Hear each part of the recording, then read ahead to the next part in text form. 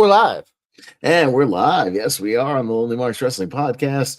I am Austin Pez Howell holding it down here tonight. And I got my fellow Lonely Marks here with me to just have a little fun this weekend before I go on vacation. Richie Goodacre, long time no see, Richie. How's it going? I know. It's been a while. Going good. A lot of news. I'm going to AEW this weekend. So, I'm not going to Slam. I'm going to their house show. You're not going to the one with all the announced really cool matches. You're going to the other one. the other one. Yeah. They did announce one match, which is very curious. I'll get to it, but it kind of gives away a match, in my opinion. Good to be here with you, fine and gentleman. Mm-hmm. Yeah, and JPO, Jordan Owens. How's it going, buddy? How are you? What's up, everybody? Another week in the world of professional wrestling live here at the Lonely Marks Podcast. Oh, is that new? I like that. I don't know. Yeah, why not? New catchphrase. Came off the top of my head, too. Yeah, for sure. We got a few things to run down here tonight. We're going to throw down some news, got the updated fantasy roster scores, see if anybody wants to make some swaps. And then I made a tier ranker for tonight. So I made a little 30-something item tier ranker. We'll be doing wrestling related here tonight. No prep required or research or anything. It's just some general Me and Richie have no idea.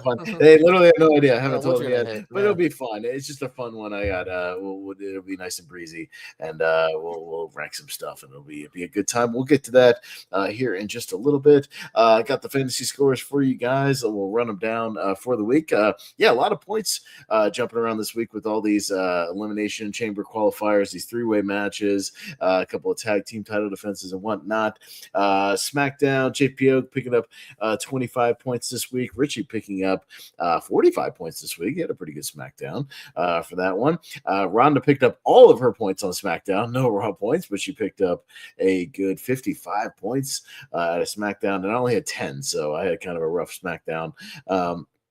How you guys doing? All right. JPO had an excellent Raw, 45 points, and it certainly didn't hurt Richie or JPO. Excuse me. That JPO had three people in that main event of the Chamber qualifier with LA Knight, Austin Theory, and Penta all in the same match, all on his roster. So everybody getting main event points and extra points for LA Knight winning that one.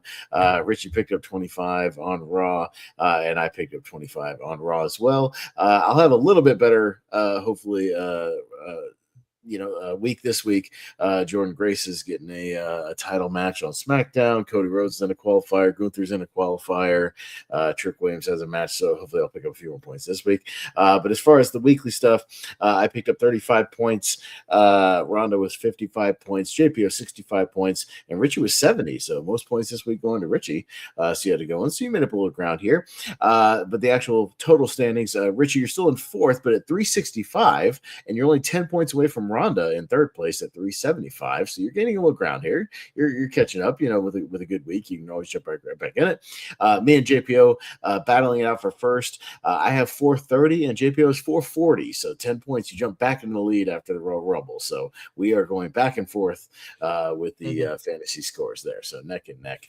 But we will go down the roster as we usually do. Richie, you are in fourth place, and you have first crack on if you'd like to make any roster swaps. You have two available. There's literally two major people who are injured that I need. Yes. Braun Breaker. We'll get to Braun Breaker and Chelsea Green. Braun Breaker is Chelsea. It may be more of a storyline thing. She was like playing around with it on Instagram, saying she's going to demand some things from SmackDown in the next few weeks. So it might not be that bad of an injury. So I wouldn't sweat that one too much. But the Braun Breaker one is literally, we'll get into it in the news, is like a hernia surgery, and he may not even make WrestleMania. So that's pretty serious. Yeah, that's a big one. That is a big one. I'm trying to think of big stars that are available. I honestly, I may just rectify my mistake earlier and welcome back El Grande Americano. Okay, well, how do we do this? JPO, we talked about this. How do we do this? Because there's multiple El Grandes running around right now, like multiple ones, like 3 or 4. I truly feel because they have admitted it's two separate human beings. They fought each other at the Rumble. They face each other at the Rumble. Okay. You got to choose one. You got to choose skinnier or bulkier. That's your choice. So you got to choose El Grande original or other El Grande Americano. Okay. They fully admit it's two different human beings. You're not double dipping on points. I know what you're doing. Okay. Or you can choose somebody else. Like, we're not. You don't have to. Or I mean, there's other people that are available. That's still not a bad choice. I don't think. I will say I'll throw out a few names just because I'm a nice guy. Finn Balor does have a championship match coming up in Elimination Chamber. Nobody has him. The Miz gets on TV a lot still, week to week, in matches. There are a few people like that are still that nobody has picked up yet. So I'll throw out a couple. I mean, you got you do Roe or Eric, the Viking Raiders. Like they're totally on the up. Grayson Waller's on main event a lot. Apollo Crews is totally going to get hot run. So yeah, there you go. That's my suggestions. When we do main event draft, I'll let you know that'll be yeah. When's that? But I think I will go OG Grande Americano. So you're picking him back up after you dropped him for Jacob Fatu like a couple weeks ago. Excellent. I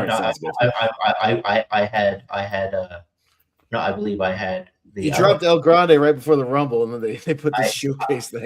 I had the other El Grande Americano. Oh, right, he's changing to Green. Yeah. Okay, so you're going El Grande original is how they're billing him. Okay. Yeah.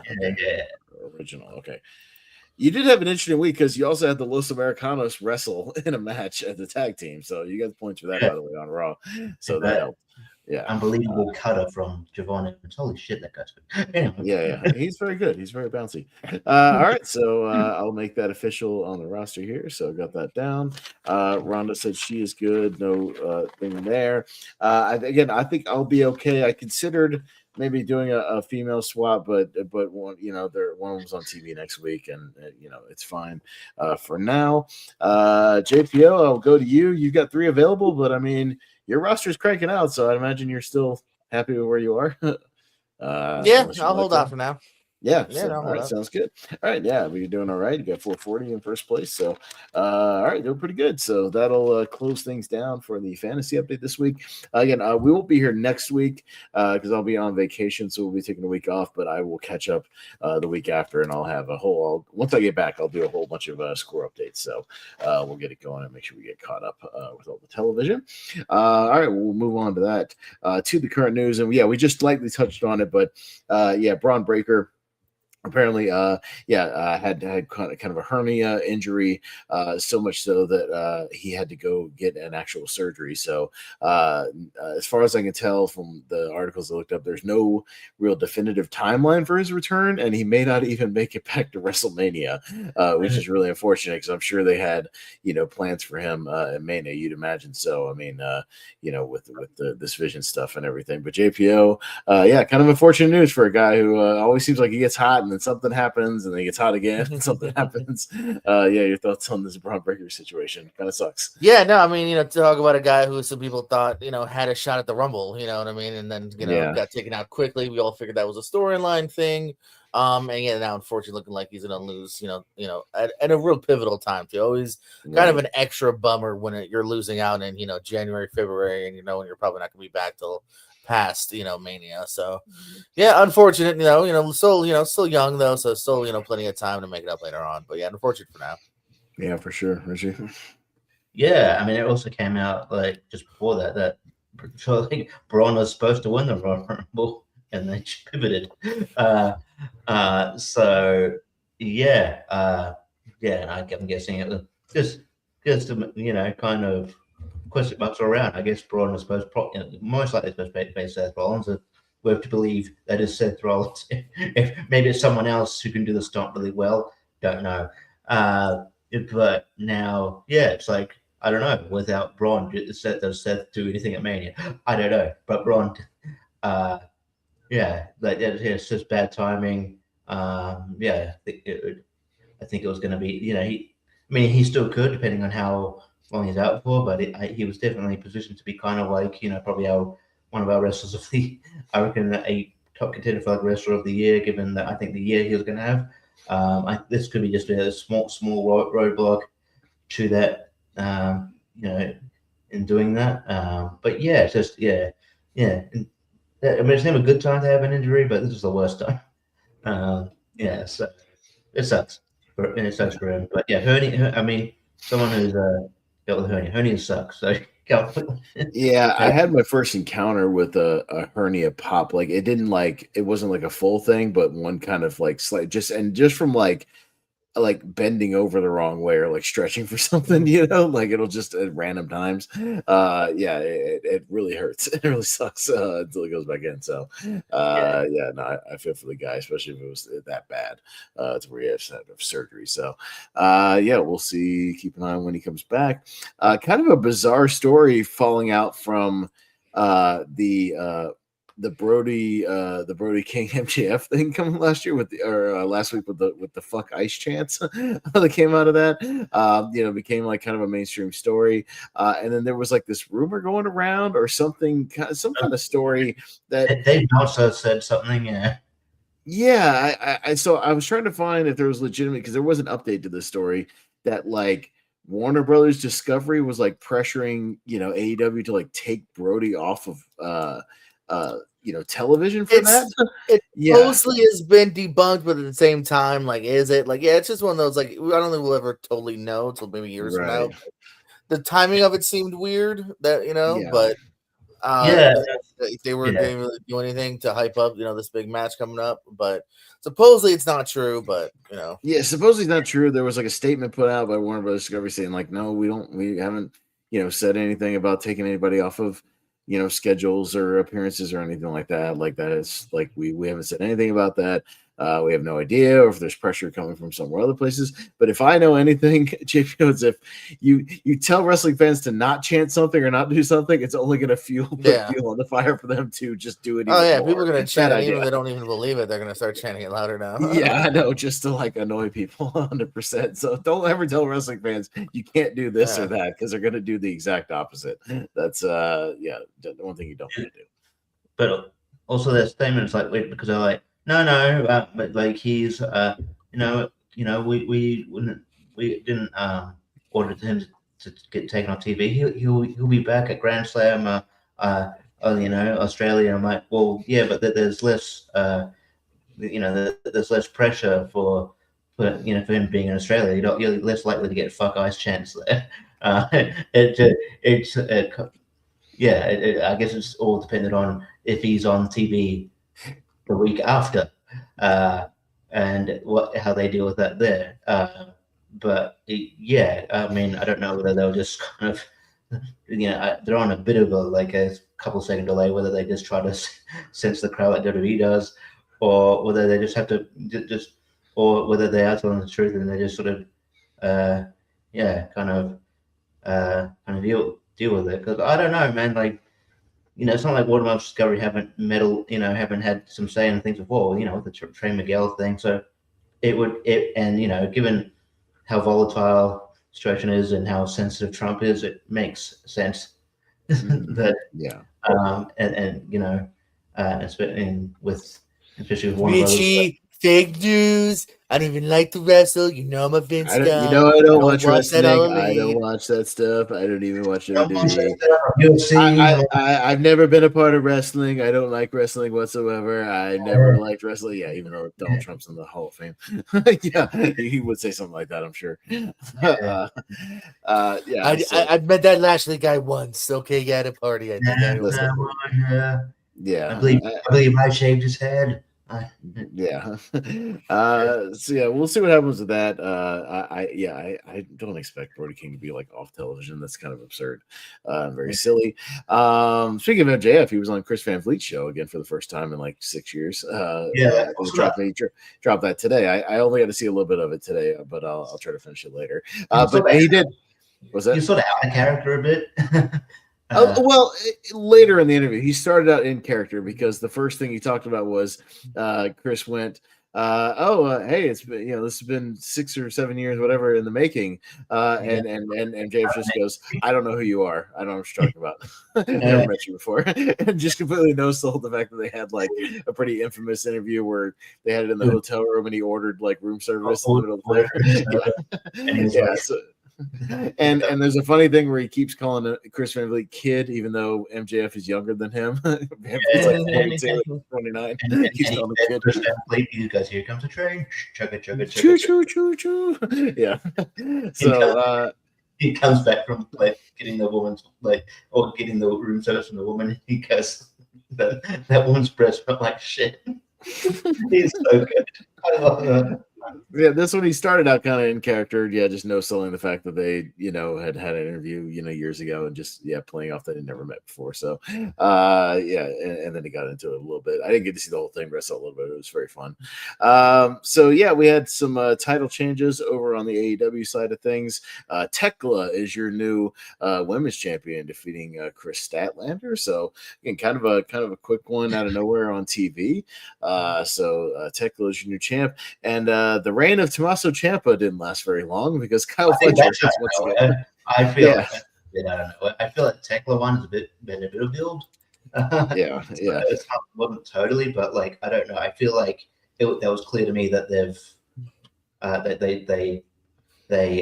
put the title on Tommaso just to get a pop from the crowd and like to say, hey, there's someone on debut, because they're also immediately going back to Kyle Fletcher and Mark Briscoe. Yeah, because they have a ladder match at the Australia show. For the TNT title. Yeah, so a couple of hot shots back and forth. The JPO, the Ciampa thing. I mean, maybe they'll go back to it, maybe they won't. But yeah, they're putting it back on Fletcher just because they're going back to Australia for the weekend. Yeah, I kind of view it. It's kind of like their not IC. I'm sorry, it's like their US title. They have the challenges almost, all the time and whatnot. This is definitely a bit abrupt here. You know what I mean? He had one defense. He did a triple threat with Roddy and Claudio. And then that's it. And yeah, then just lose it back to Fletcher. I don't know if it was also bad timing of them being like, oh shit, it would be kind of nice if Fletcher, was challenging for the title, or walking in rather with the title in Australia. So yeah, I don't know. Yeah, it's kind of interesting. It's a good way, I think, to hype Ciampa's debut. Like, I mean, I'm in no way of thinking that like he's already being buried. I saw one person, of course, went to the extreme. Oh, they're burying him. No, let's see. It's one of those like let's wait and see. It's a bit of a rush decision, but like at least it still worked out at the beginning, and we'll see where it goes from here. Yeah, for sure. I probably would have maybe done like held off and done Tommaso and Kyle Fletcher and have Kyle Fletcher win at Grand Slam, but potentially just have won the title. But yeah, I don't think it's a burial. We're kind of people are quick to use that label on things. Us people who just sit on the sidelines for ages, what a burial is. Ask Keith Lee. Asked Diana Perazzo, who said she literally said went on Twitter, I've had one match this year. It's been 2026. I've had one match. Here's where I can get. Here's where to contact me for booking. So that's kind of embarrassing if you're a fucking cunt. Ask a private party who just made their return to TV after like 4 months of doing nothing. You know what I mean? Like just I mean, there's you're underdoing it. I'm gonna get to that later. You think it's only been 4 months? You're crazy. Oh, okay. I know. I'm sure you'll correct me, but it's been. I feel like it's been a long time. But yeah. I'm Stanhouse. There's so many. You shouldn't bench people that long. So and that's better. Kind of hot shotting. It's not totally barrel. So it's what you do in the aftermath. It's kind of what counts. But I mean, the match itself is really, really good. Go check that out. It's one of the best TV matches they've had in quite a while, and that's saying something because they always deliver. Yeah, that match fucking rules. I feel like didn't Fletcher have the last best match on TV with him and Mike Bailey? So it seems like he's having a lot of the best TV matches lately. So that guy's really good, by the way, if you didn't know. He's very, very good. So real quick, just related to that, I'll run down kind of the card going into Grand Slam Australia. Yeah, I think it comes on this Saturday. You got the Continental title, John Moxley defending against Takeshita. You got then AEW World title number one contender match with Hangman Page and Andrade, vying for number one contender. Loser gets their head shaved. Orange Cassidy and Tony Storm versus Marina Shafir and Wheeler Yuta. Gee, I wonder who's going to win. I'll talk about that. that in a second. Yeah. Yeah. I mean, it would be quite the swerve if, Tony Storm or someone got their head shaved. That would be something. But yeah, I see more of that Wheeler guy get his head shaved off. Women's tag team titles, Willow and Harley taking on Megan Bayne and Penelope Ford. AEW World Title match, Brody King with that win over MJF getting his title match because of the whatever that was, what do they call it? The title, whatever thing that they fight first for. They call it title eliminator. Eliminator, yeah. Still don't think makes sense. Yeah, can anyone explain how that makes sense on a word level? Yeah, that verbiage doesn't make any sense. Eliminator, yeah. I don't know what you're eliminating. Just say it's if your shot of the title is eliminated if you don't win, I guess. Like, I don't know. Yeah, I don't get it. I don't get it. To be honest, like I feel like if it's like it'd be title eliminator, like if it's like if you're like ranked number 1 and 2, but maybe it's like, okay, this is like a like a title eliminator where it's like, okay, we'll determine who's the actual number 1 contender, but like most of the title eliminators involve the champion, which is fucking, I think it's fucking stupid. I think they all involve the champion. I don't know. They don't have eliminators. Yeah, they all do. Sorry, but that's what I don't get. What's eliminated? Yeah. I don't know. Just do number 1 contender matches or winner of this match gets a title shot, whatever. It doesn't have to be anything. I think Ring of Honor used to call it, like, what was it? Was it Proving Ground? Or like there was another way to like word it, I feel like that somebody had better, which was like, if you could defeat the guy, like, then you get a shot at the guy kind of thing. But yeah, Eliminator, I don't know, has ever tracked for me. Yeah, for sure. And then, of course, like we said, Kyle Fletcher, your new TNT champion, defending the title in a ladder match with Mark Briscoe. So that is your rundown for Grand Slam Australia. And I'll say, is there anything announced for your show, Richie? The one thing that was announced is a mixed tag team match. Tony Storm and Orange Cassidy versus Marina Shafir and John Moxley. No Wheeler Yuta. So I'm like, is that because like they don't want to show a bald head on the fucking? But I don't know. It's interesting. It's just interesting that he's not a part of them. I don't know. I don't know. I feel like that it's just telegraphed that Wheeler Yuta's going to lose, and then he's like probably going to be off TV for a bit. And I don't know. There might not be a total indication, but it felt weird that his omission was very glaring. I was like, oh, okay. And then it does say you'll also get the in-ring debut of the Brawling Birds of Jamie Hayter and Alex Windsor as a tag team. Sick. All right, yeah. All right. So, I mean, the marketing, they are marketing MJF, Kyle Fletcher, Hangman Page, Mark Briscoe, Harley Cameron. Don't know if it'll have any kind of, or be taped for anything. We don't know. So, it'll just be a straight up house show. So, we'll have to see how that goes. What else you got, Richie? Any other news notes? There's a few people who are receiving tryouts in WWE. So, actually, while we're on the subject of it, Dave Finlay and Hiromu Takahashi finished up with New Japan. It definitely looks like Dave Finlay is going to WWE. Which good. He's a really, really good technical wrestler. And his brother, younger brother, is there already. I can't remember. I have to wait till JPO gets back. I know his real name's Brogan Finlay, but he's got some other name because they do that. I don't know why they change people's name when they got a lineage. So I would imagine all indications are he's going there. Then I've heard a rumor that's a cut. Takahashi's going there, but going to WWE, but and then but there's a couple of people who are kind of being going into tryouts. Just mostly women stand out. Women stand out. Indie wrestlers here. You've got Nikki Blackheart, who she only debuted in 2024 in wrestling, and she could.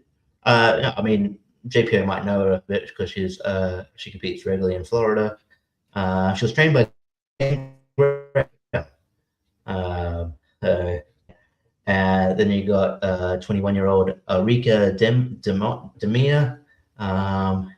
Again, man, I've all these people like only getting into wrestling now, getting WWE tryouts. She entered the wrestling world in 2023. She also recently challenged for the WWE Women's ID title. This one's curious. Notorious Mim. There's a woman named Notorious Mimi who's 23, but she's getting a tryout. But she was previously signed. She was Sloane Jacobs. So I'm confused as to why she needs a tryout if she was already signed to the company. But I don't know. Maybe maybe there's, I don't know. Maybe they just want to get another look at her. Maybe, I don't know. Maybe she's. Yeah, I'm not sure. I'm not totally sure there. There's someone else named Fallon Gray. She debuted in 2023 as well, and training at the Cobra Clutch Academy. Is that? I don't know. Is that? I don't know what that is. Did Iron Sheik ever come? And is that? And lastly, Valentina Rossi. I don't know if it's any relation to Valentina Rossi, the Superbug racer. Probably not. But Valentina Rossi, who actually has appeared on Dark, where she's fought Rio and Jade Cargill before. She's also she's a former. I know her from Ring the Hawks channel because she's been a former women's tag team champion there in NWA when he's reviewed that, and she's also been in JCW where he's reviewed that, and Ring of Honor. So yeah, there's a few people set for tryouts there, which would be interesting. But the one that sort of sticks out is that Notorious Mimi, just because like I don't know why you would need a tryout when you've already been a member of the roster. So I don't. I mean, unless there's like different people. Unless there's different people doing the tryout process now, maybe they haven't seen her or something. I don't know. Like, who knows? No idea. Yeah.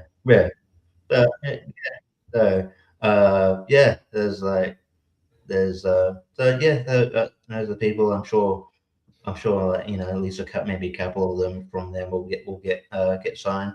I know there was like seeing that a lot lately with like tryouts. I think there was a period there where I think there was a sort of a hiring freeze where they weren't kind of hiring on people because they had a lot. I think NXT was kind of a bit bloated, but I think there have been people being called up now. So there's people getting put into Evolve as well. So there's more room, I guess. So that's probably why they're kind of more. They're more kind of open to getting more tryouts to people here. So yeah, something to sort of look out for. I'm sure they all have different names at some point. So yeah, right. Yeah, they'll get their NXT names eventually, which will be so silly. They'll get a list of names and they're gonna pick one. I had two other things real quick that I forgot to mention. The Sandman is going to be have his retirement match apparently at Joey Janela's Spring Break, kind of similar to Sabu, I guess, from last year. And they named his opponent, which will be the Invisible Man. Yes, I saw this. He's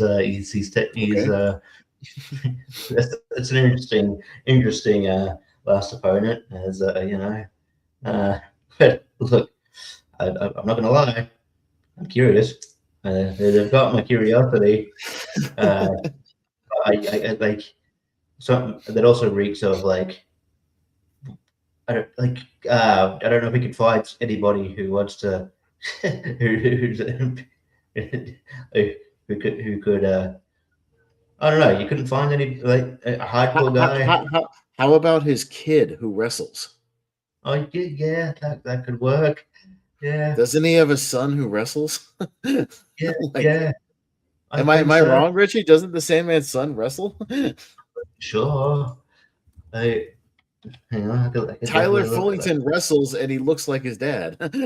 So, yeah, and yeah, he wrestles like fairly frequently. He basically dressed up like, I don't know. It's just you could do that, or any other ECW alumni guy. They could just have a really basic match with them. Didn't have to be anything crazy. Like somebody, anybody. Sandman's not the only ECW alumni who has a son that wrestles. Could you get like Colby Carino? I don't know. Yeah, get Colby Carino and have Steve make an appearance there or whatever. Yeah, I mean, something, anything. I don't know. I'm sure there's other ECW people that wrestle, still out there. So, I don't know.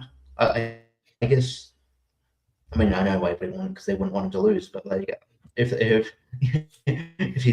wasn't the case, of wanting to lose, like, buy a Hook, get Hook in there. Just like do a deal with AEW to get Hook in there for a bit. Well, I mean, I don't know. Fucking Rhino still wrestles. They had a rivalry in ECW. He still works.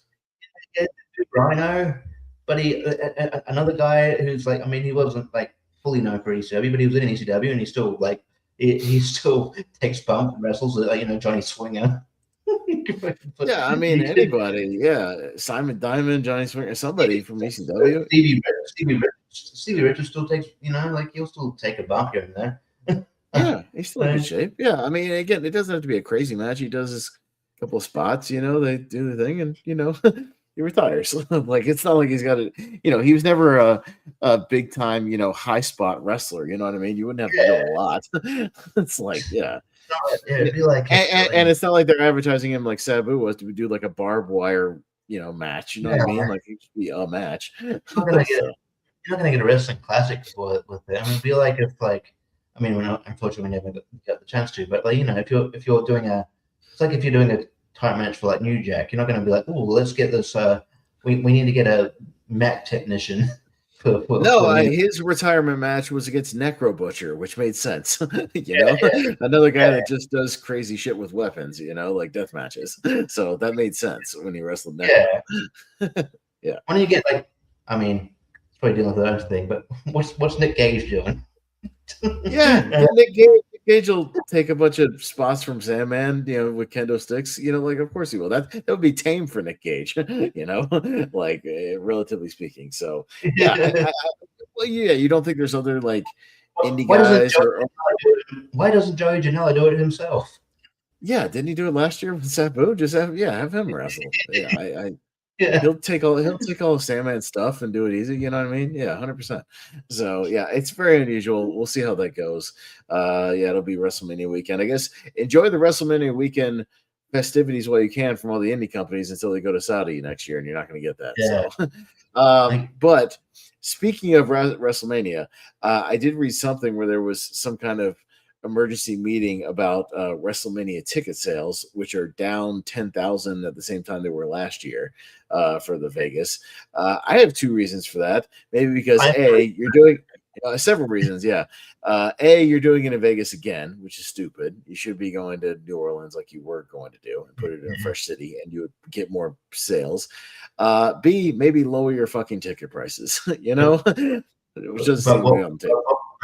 But what was disheartening is it's like, they're having this emergency meeting, but like lowering ticket sales didn't appear to be up for discussion or an option. It was just like that. Well, that's the most obvious. Like, what else are you going to do? Apparently, there's like, they're kind of fumbling with what to have on the card. It's like, dude, you barely have the only for sure thing at the moment is Roman Reigns and CM Punk, which is also something we'll get to, because I feel bad for fucking Finn Balor, because like, even so he got he got the match at Elimination Chamber, right?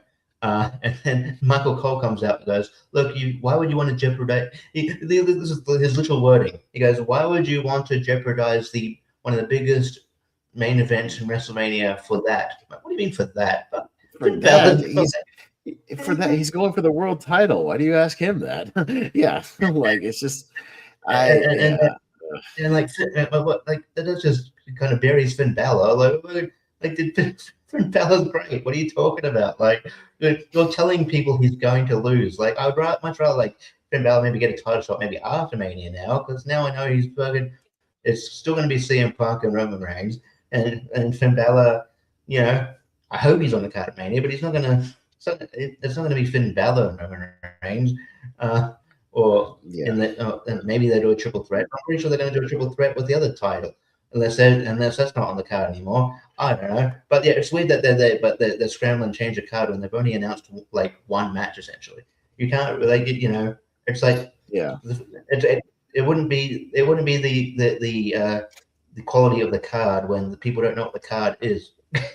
Well, and I feel like lately, because of all the stuff they do at Elimination Chamber, they don't even really have a final card till after the Chamber, like till they it feels like they set up matches coming out of the Chamber, when it used to be you kind of knew what a few of the matches were going to be coming out of the Rumble, essentially. So you at least could get an idea of where the feuds are going. Even I'm just going back and using an example, like you go back and watch like the 03 Rumble or something, or 04 Rumble, you knew that not only were what some of the title matches were going to be, but remember, like they were building up to Brock Lesnar and Goldberg, like at Madison Square Garden, and like they didn't have a title match, but they were interfering in each other's championship matches and the Rumbles and shit. So you knew that was coming, right?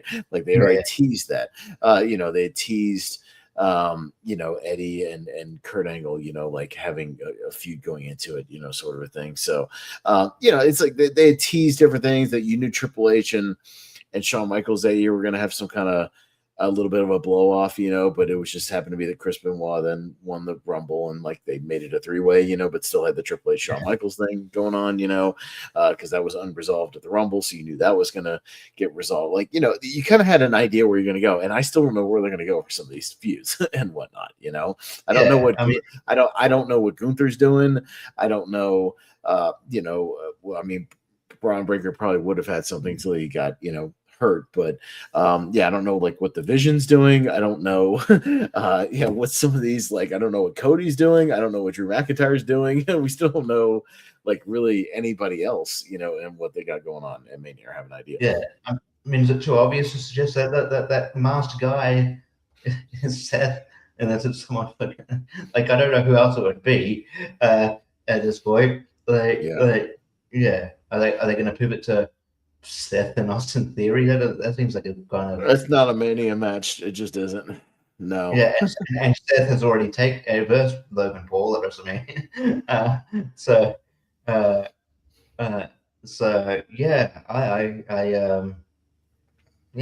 know.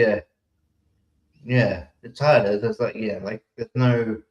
there's all these like sort of questions, and I honestly, coming out of Elimination Chamber, I don't know if you'll still have a lot of the answers. I feel like if the goal is to do like because I thought maybe the plan was to do a triple threat with Drew, Cody, and Jacob, but Cody and Jacob are both in a qualifying triple threat thing on SmackDown.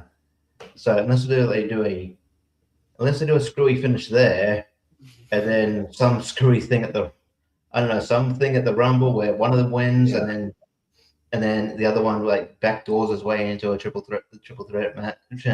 So I don't know all this.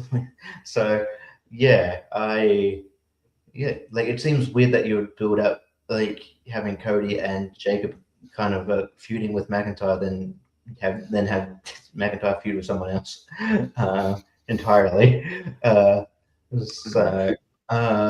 don't know. And then, I mean, cool. We can talk about it. Like, I mean, we're getting Becky Lynch and AJ Lee at Elimination Chamber, which is cool. But I thought that was a Mania match. I thought that would have been a bigger match for Mania. I'm like, Becky Lynch and AJ seems like a big sort of Mania match, and you're just doing it at Elimination Chamber. Why are you blowing it up at Elimination Chamber? I don't know. Well, and you figure, they'll probably build to Rhea and Io having another singles match at Mania, like they'll probably lose the tag titles at some point. and then pivot to them having a one-on-one at Mania and getting a definitive winner in that one. You know what I mean? Because they've never really had like a definitive winner, in that one. Well, I mean, Io's beaten her before, but they might do have Rhea beat her again or something like that. So you figure that's going to be something. We can kind of guess, but on a few things. But I feel like a lot of these are still kind of up in the air right now, and they may not even know what they're doing at this point. Maybe Liv and Stephanie, but potentially maybe Raquel beat Stephanie before then, and maybe it's Liv and Raquel, because that seems like something. It could be like a Judgment Day thing. Yeah, I don't know, or maybe in the two of them and Roxanne in a three-way, like a whole Judgment Day triple threat kind of a thing. They could. Yeah, that could.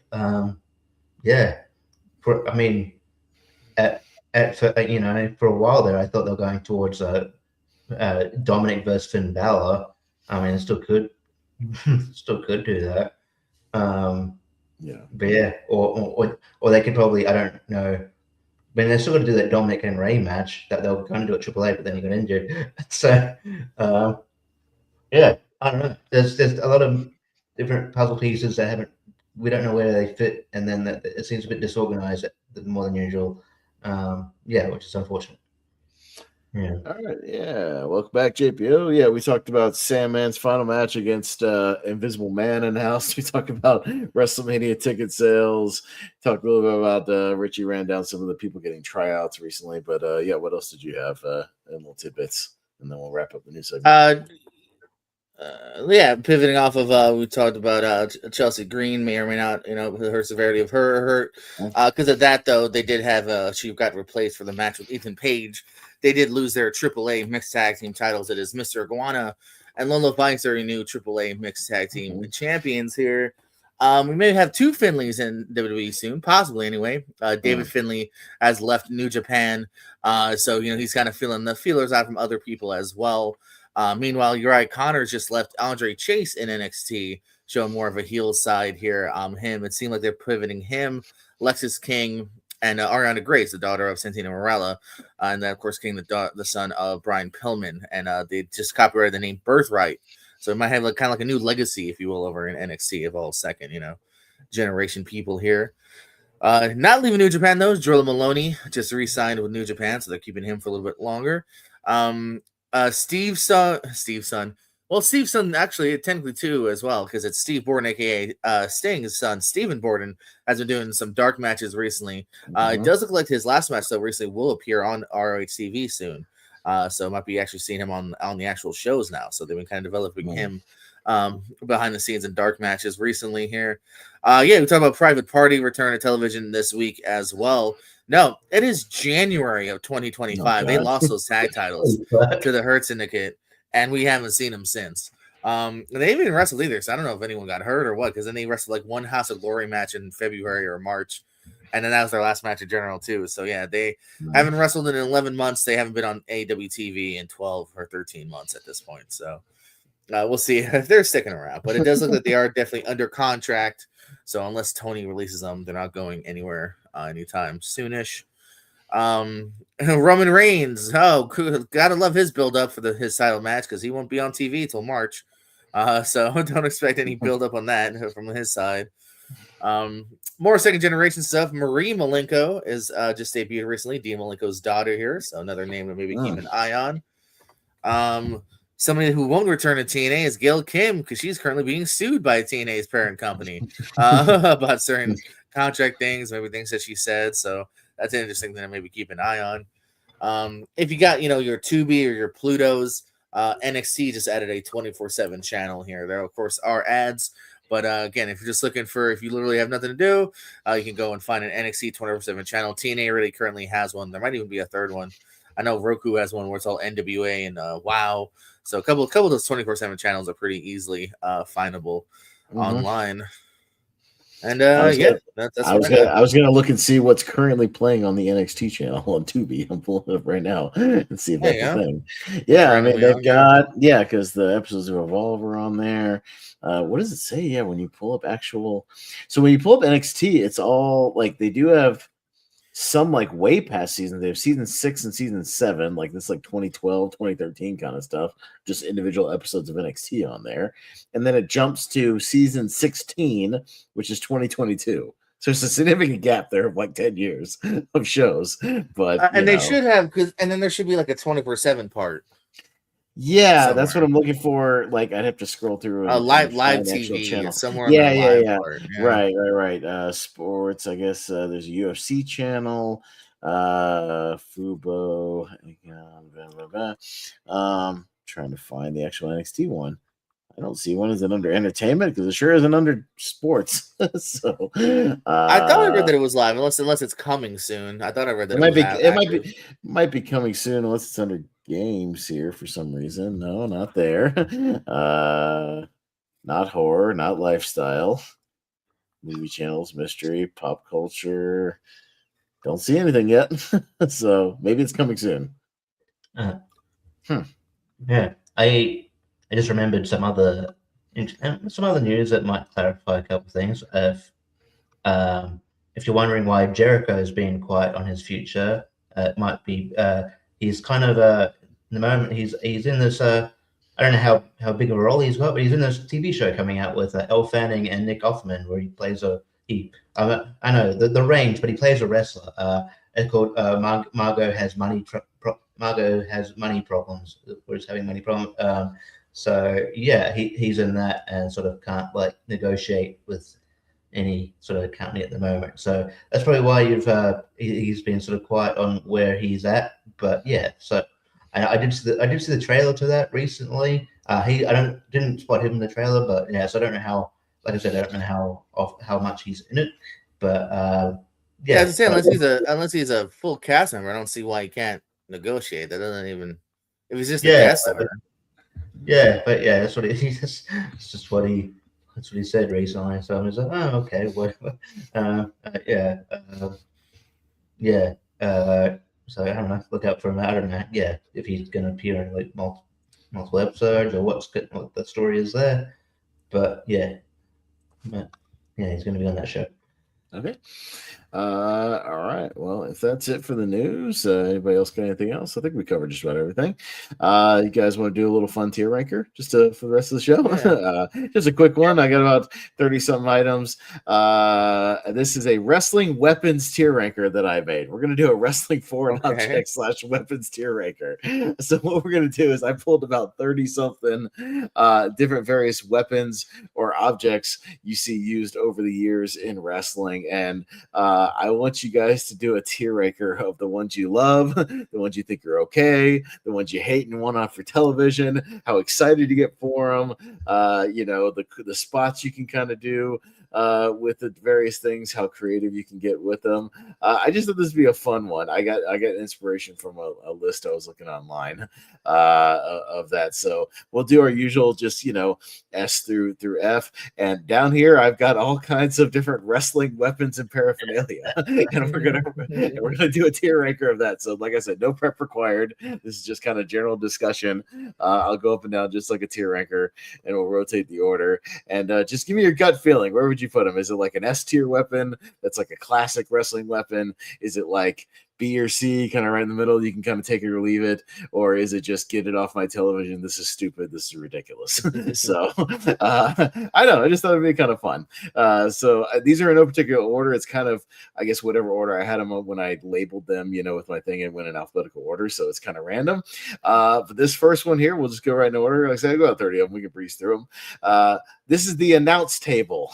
So the actual wrestling announce table, which gets used in, of course, lots of spots. JPO, where would you put the wrestling announce table in the announce table spots, particularly in WWE? So yeah, I'm trying to think. Because we've seen it, there's only so much you can do. I'll say C. C tier? Okay. I mean, it's just whatever your gut feeling is, the announce table. What do you think, Richie? I mean, I know I like it. I mean, we've probably seen as much as it can do, but I still like it as a as a spot. I'm not a huge fan of the WWE's new ones. I think they're too small, and but I always like the kind of I never understood why it's not a DQ when they go through it in a way, but I think it's always a classic weapon, in a way. So, and especially the Spanish one, poor Spanish announcer there. Why bother even setting that up? So I would probably lean towards sort of A. Yeah, I might go for like an A as well because I always have fun with announce table spots when they do them right, when they don't screw it up. Just somebody just doing a big move through one or a big splash or like a top rope elbow or something. I think it can look great. Yeah, especially again those old school kind of attitude era Spanish announce tables where they just kind of exploded. It always looked fun. Always got the crowd popping. I like the announce table spots. Like I know there's a limit amount of things you can do it, but I think it adds a little something to those main events. So I would go A as well. So I'll bump it up a little bit for that one. Richie, you go first. Barbed wire. So either barbed wire matches or just using stuff, barbed wire in general. Where does barbed wire stand for you? Yeah, I mean, I don't mind it as a weapon as it's used sort of that's a weapon that should be used sort of sparingly, for like blood feuds. So like a first match of a feud shouldn't involve barbed wire. Mm-hmm. But yeah, and it's obviously quite dangerous. I would probably I'd go high B. I'll go B for barbed wire because I think it's very dangerous. I worry for their safety when using barbed wire, especially for real in barbed wire matches. We've seen a lot of really bad examples like, the Terry Funk Sabu match in ECW where they literally just get ripped apart and it's very scary. But if you can use it creatively, it can get a good rise out of the crowd. And when you use it for a legit feud that needs it like a blood feud, I think it works. Yeah, but don't use it too much. I agree. Sometimes it gets overused. But JPO, I go like a B for barbed wire. I'm a little higher on this one. I'll go an A. Okay, all right, fair enough. With 2 B's and an A, so we'll keep it kind of there. B for barbed wire. Next one is the barbed wire 2x4, probably most famously used by Mick Foley, but a few other people here and there. I'll go. I like it when it's used creatively, when they do moves on top of it. I think just when they use it to swing and hit people, it usually looks kind of lame because it's kind of like not very hard shots, just kind of like very light shots, especially when Foley would do it. So I put it right in the middle. I'll go C tier. I like the visual of it maybe more than I like the execution of it. If that makes more sense. The JPO? No, that's what I was thinking. I'm going C tier because visual is dope, but at the same time, like you said, I feel like more times than not, it's a lot of like slow down hit, slow down hit. Like it feels like they're very much protecting it more times than not, from what I've seen. Yeah, Richie. Yeah, they're not. Yeah, I mean, I like it. It probably they're not gonna. I feel like this was also probably probably inspired Negan from Walking Dead. But then they never hit him that hard. I will say this is definitely better than Barbie is definitely better than Janice. You remember Janice that this held where it's like a bed of nails, mate. You're never gonna hit anybody with that. That's why you're always gonna miss. But yeah, I'd probably go a bit higher. I'll go B. Gotcha. And just let you know, I don't have like this wrapped in barbed wire. I just did this one because it was Foley kind of used it to a good degree for a couple of years. So threw that one in there. It's hard to tell, but this is the barricade. So like the barricade, as in when you see guys get speared through the barricade, things like that. So JPO, what do you think about doing spots where they go through a barricade or kind of use it to a certain degree in matches? I think it's just now starting to get overdone, but like the first few times I thought it was pretty cool because I felt like it's more of a recent-ish thing. I feel kind of leaning towards. So I'll say B. Okay, Richie. Yeah, it's definitely being overplayed. I think Roman Reigns kind of they always do the spot with Roman Reigns. They would do it with Braun Strowman when he was getting his big push. And I mean, it works with bigger guys like with like Braun Breaker, but remember I think they tried to do it with like Jey Uso or him. I'm just like, I don't know. It can look cool when it's like big house kind of guys, but yeah, it is a bit overplayed, and when you can kind of see it coming from a mile away. I'm like, oh yeah, he's gonna move. So it looks cool, but like I think the shine's worn off a bit. So I'd probably go C. Yeah, I'm kind of leaning with Richie. I think it looked cool the first time they did it. I think one of the first time I saw it do it is like Goldberg, I think, speared somebody through one of them, off to the side, and like it broke and it looked cool. And then they did it once or twice here and there. But yeah, I feel like there was a period where we were seeing it getting broke like once a month. And I was like, okay, you guys are just really overusing the spear through the barricade thing. It's lost its luster. So yeah, we even saw it. Yeah. Very, very recently, I feel like with like Brock or something. Yeah, it's just I've seen it a lot. So I'll go a little lower. It can be cool, but overused. The baseball bat. Quick news correction too, by the way. So the NXT thing, it's on the CW app itself. So for instance, right now they're showing about a little less than a year old. It's Stephanie Fakura fighting Fallon Hendry from March of last year. I looked the next 3 hours, it's only March and April. So hopefully they go a little bit deeper than that on the channel. But so yeah, I think I misread the article. I think what I was reading was them saying it's like a Pluto or a Tubi, as in like 24/7 with ads. You know what I'm saying? Not that it's on Pluto or Tubi, but that it's like that. So hey, if you get free again, if you just download the CW app, completely free. For sure.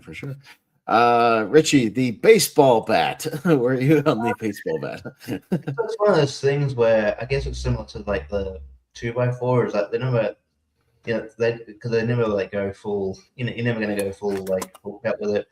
The only sort of infamous baseball shot I remember in recent memory is when it was at that shot with it was Sammy Callahan and Eddie Edwards where it went wrong, where he did the baseball bat to the chair and he flipped Eddie Edwards. Eddie. Yeah, one of the Eddies, and it kind of hit him. But but I don't know, I feel like maybe it could be effective, but they're never gonna you're never gonna go a full slug into the face. So I mean it's okay, but it's not a weapon that I'm immediately gonna get I'm neither here nor there over. So I'd go C. I go a little lower on this one. I'll go like a D for. I think it's more of like a prop, like when Sting would just have it with him. It was all right, but yeah, nobody ever swings it like an actual baseball bat, so that's lame. Because if you actually did, you'd kill somebody. They do the lame thing, like similar to the sledgehammer, and we'll talk about that, where they put their hand over the top and stick it in the gut, which I think is lame. Yeah. It doesn't, the baseball bat doesn't make any noise, so it's not really like a noisy weapon or anything. Like there's nothing flashy about it. I just feel like it's more of a prop usually. So I'll go D. It can be okay as like an intimidation weapon, but I feel like it's kind of lame sometimes. JBO. That is 100% where I was going to go with it here, because you guys just mentioned the two things that bother me about it here is that half the time it just looks way too soft, the hand on the top, or you know what I mean, they never actually swing it, or you fuck up like Sammy Callahan, and it looked cool because you actually did it, and that's fucked up because now the other guy's actually legitimately hurt. So when we get into the territory of things that should literally break your jaw, or what I mean, break a gut, and smash a rib or two, and it just never does. I lose all steam. I see a baseball bat, unless you're Sting, I don't really care. It's a D. No, I agree with that. All right, brass knuckles. So if you've seen it even as recently as a thing with like Logan Paul, using him in matches. Go back Regal. To like Regal with the power of the punch. But people sneaking around with brass knuckles. I think we're back down to JPO. What do you think of brass knuckles in general? Maybe just because I loved Regal doing it. I think it's a good heat magnet too. And again, nothing that I feel like has been overly done. To a degree, like you said, it's been brought back now with Logan kind of triggering it out a few times, but I don't know. I think because it's not overly done, and it does at least finish a match. Baseball bat will be used 4 times, and the match will go for another 10 minutes. I feel like a brass knuckle comes out, like their match is almost certainly done, if not a very close near fall. So I'll say B. I feel like it's effective, and they treat it like such as that too. Sure, Reggie. I always go A because not only do I think it's effective, it's kind of it's small and compact enough that it's kind of you can be sneaky with it. I liked how obviously William Regal would always get rubbed down with his tights or his boot, but then you'd have it in the turnbuckle. But you could always be sneaky with it. My sort of favorite one where William Regal lost within 10 seconds is where I think it was a European title match on Raw where Spike Dudley saw William Regal do it and just immediately went to the turnbuckle, hit it with a brass knuckle, and won the European title. That was like that was amazing. But yeah, I actually like the power of the punch, and I think it's yeah. I just remember like JR used to get so pissed off every time every time William would use it. But yeah, no, it's a good heat net for Logan Paul too. With sort of playing on his like couple of like very minimal boxing experience as well. Like, but yeah, I know I like it as a weapon, and then yeah, usually people don't kick out of it. So yeah, I'd go A. Yeah, I'm somewhere between A or B as well because yeah, I think it is used for good heat most of the time. For a cheap finish for a heel. If you remember, even Floyd Mayweather used it in the Big Show match to like finish off Big Show. He strapped up the brass knuckles and hit, punched him with those. But yeah, it does finish the match at least, and it's a fairly effective weapon when it gets used. So yeah, I go higher. I go A. I like a good brass knuckle. It's not overused yet. Yeah, they bring it out every now and then, but it's not overplayed yet. So I like it. We'll go with like a briefcase, maybe the Money in the Bank briefcase. We've seen other ones like in WCW or Claudio and ROH. Other people using like a briefcase, for a thing. I know it's kind of an odd one to talk about, but it does get used when somebody has one. But Richie, what about the briefcase? Yeah, I didn't realize like back at there was a period in WCW where like the briefcase was used a lot. Like Mongo McMichael had a briefcase for quite a while. They would use it all the time. I told you guys. I roomed with Claudio when he used to have one. One time, he was running a gimmick, where he came out with one for a little while, like FIP and ROH and stuff like that. And the one he had was dented to shit. It was just completely just dented up from how many times it had been hit on people's back or head or something. Just completely caved in. It was very funny. Yeah, it's sort of a blessing and a curse for it because I like the fact that you can see the wear and tear, and then it's like, oh, cool, it's been, it's actually been, it's a weapon that's been used, but it also makes it less effective because it's kind of like dented in and not, not as effective as a weapon here. But yeah, and surely for a Money in the Bank briefcase, for example, if it gets too dented in, and you won't be able to open, you'll probably be hard to open. I'll go C. Yeah, I'm kind of in BC territory because it does make a good noise if you get a good hit with it, and it's not particularly dangerous to use, and it can still look cool. But I do feel like there's an over reliance on it when somebody carries one around all the time that it's going to get used in like every single match they're in. You know what I mean? Like it's just it's going to factor into every single finish, so that can get a little annoying and a little predictable. But it at least looks and sounds cool enough. I'll go C. JPO, maybe you break this one. What do you think? I won't. I think I'm gonna go D. It doesn't really do much for me as a weapon itself. Okay. Well, it's easy than a D. We'll stick it right in the middle. The chain. So whether you just use it, to wrap it around your fist, or like a chain match, whipping a guy with a chain. I guess I'll go first on this one. The chain's never really done a lot for me because it doesn't particularly make great noise unless you hit it just right. It seems like a hassle to like wrap it around your fist and then use it as a thing. Chain matches don't really get used a lot or don't get me super excited. Again, it doesn't seem like the most practical weapon. It's kind of clunky to use, and I don't think it like particularly does a lot of damage. I'll go like D tier on this one actually, but JPO, maybe you disagree with me. Yeah, no, I don't know. My instincts was like I'll say B because at least like too, like if you're choking a guy or putting it across like his mouth, like I think there's some cool visuals that can be had off of a chain. Okay. And like maybe you're right about the sound, but like I don't know, I've always just thought it looks hurtful too if you're whipping a guy and whatnot. So I was going more for B actually. Okay, maybe Richie will break this time or break this one. See where we average out. Richie. Yeah, I think that there is sort of greater ways you can use a chain. Like with as far as choking, like with the. Did with like, was Moxley a chain or was that a strap? But there was one where they've done choking with the chain, which looked cool. I will say I don't like chain matches because I think they're kind of limited. I don't like how kind of it kind of how just how it kind of restricts the competitors a bit. I do like the Kane and Triple H one, but like that it's still a bit of a silly match, all things considered. So I don't know. I'm sort of in between. I'd go. Let's see. Okay. BCD, so it'll just be right in the middle of the C. All right. Okay. Next one will be.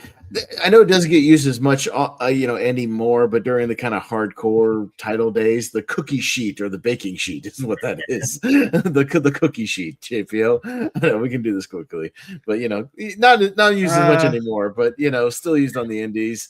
Used a lot in the hardcore title era because they're cheap. Because you can literally go to the Dollar Tree and grab a 3-pack. You sure can. No, I mean, I've been smacking my friends in the Naples Wrestling Federation, which is my first. Not a backyard company. I like wrestling in my living room, so a living room company that I had.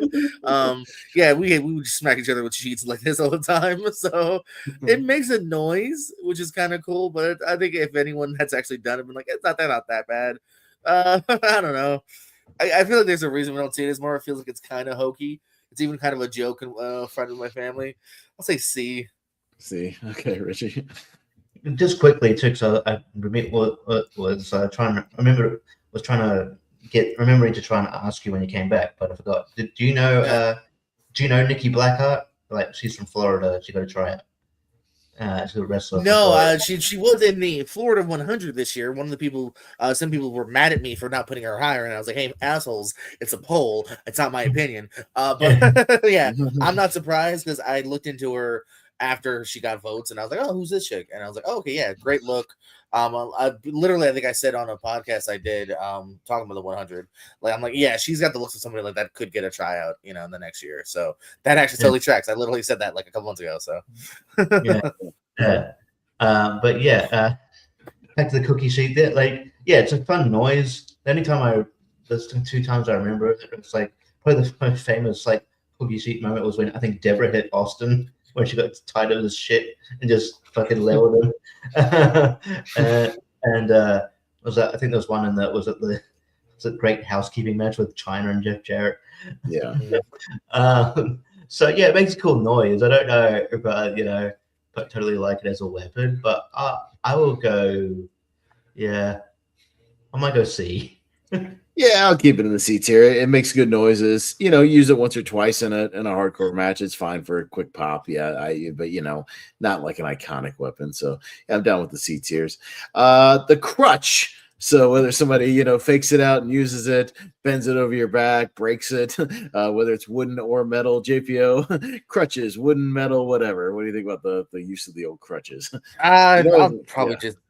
I'll probably just see it out again. Like, I don't know. It's another kind of like a mid-tier weapon. Like, this is not finishing the match, so it's not that cool, but it's not horrible. It's kind of more funny than anything. Kind of like the next one we're gonna talk about, more funny than anything.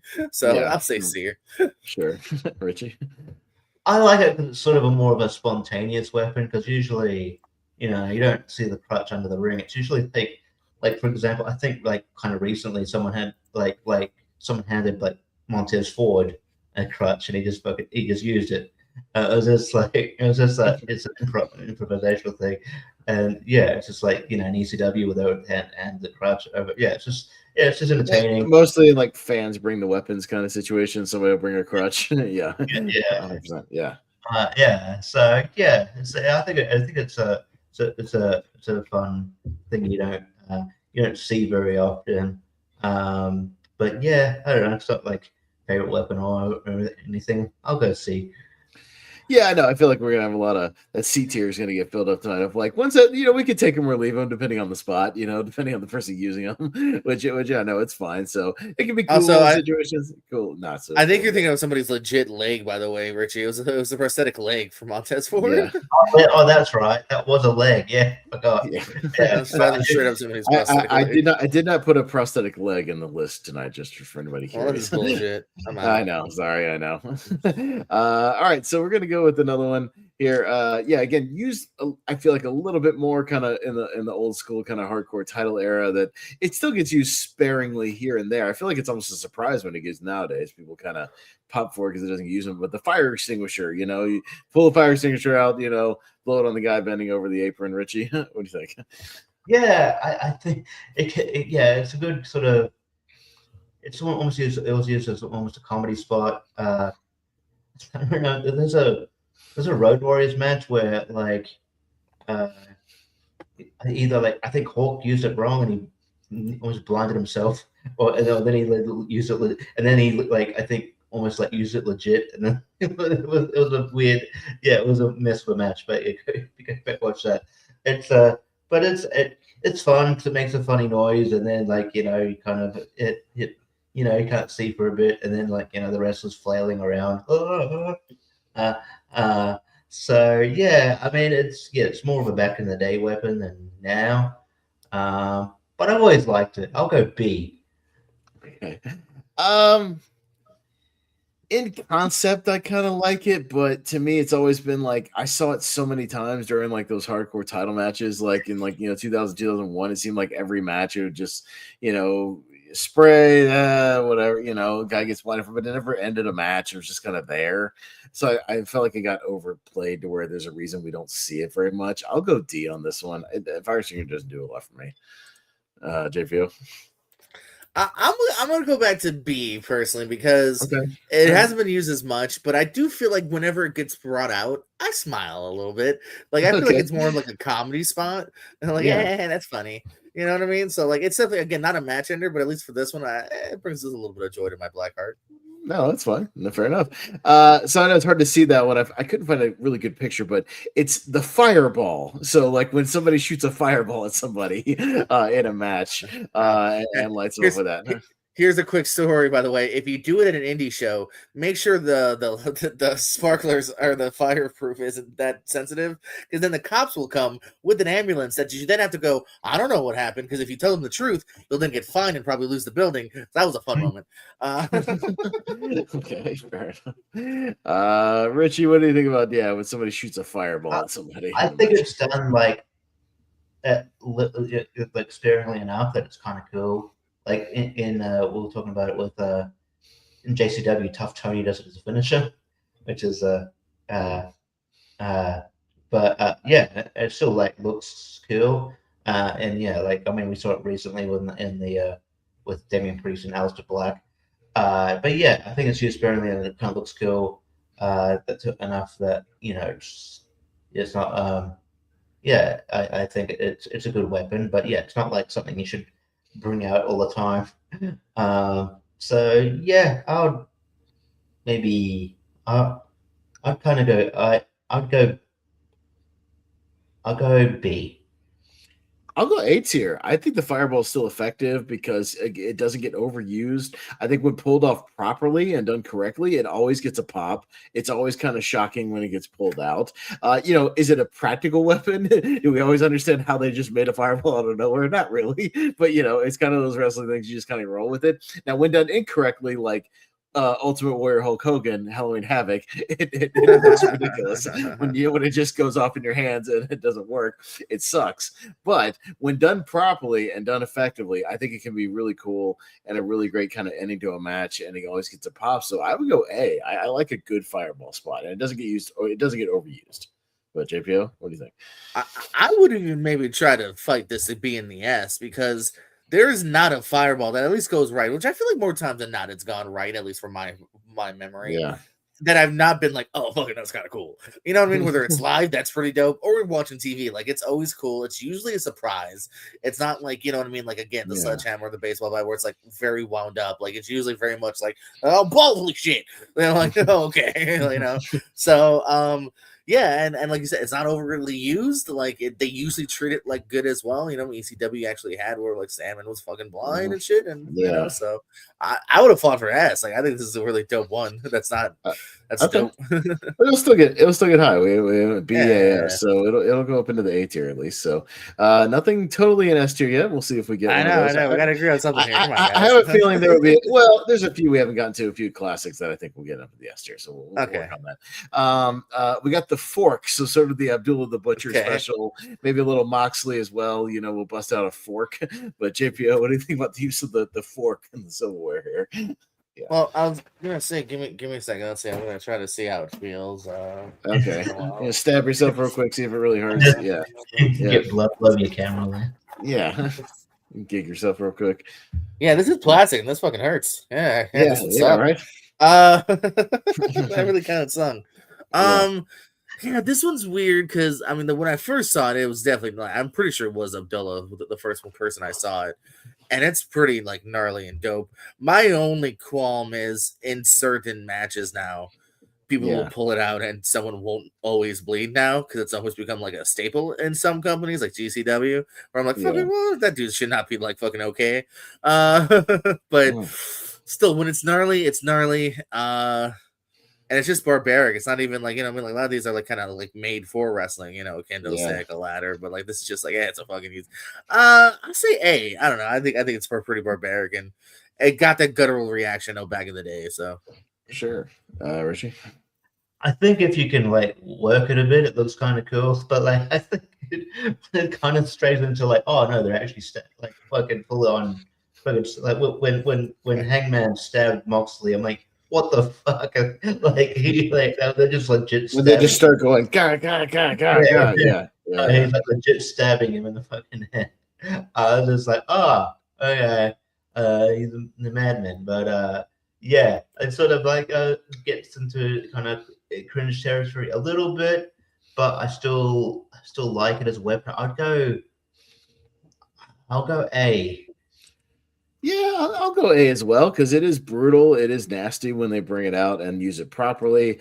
I think there are boring ways to use it. I think when Abdullah the Butcher just walked around and just randomly did it, it wasn't very exciting. But I feel like guys have gotten a little more creative with it and use it to a little more effective degree now. So, yeah, oddly enough, the fork gets up into the eighth here. I'm okay with it. So there we go. All right, we're moving right along. So it's hard to tell whether those are panes of glass. So you see these more in the death matches, or like in the Sting retirement match, Darby Allin going through the glass, propping it up in the corner, CZW type stuff. So, Richie, the panes of glass. What do you think? Yeah, who's a fan of this? Jack Perry. Yeah. Crimea River. Yeah.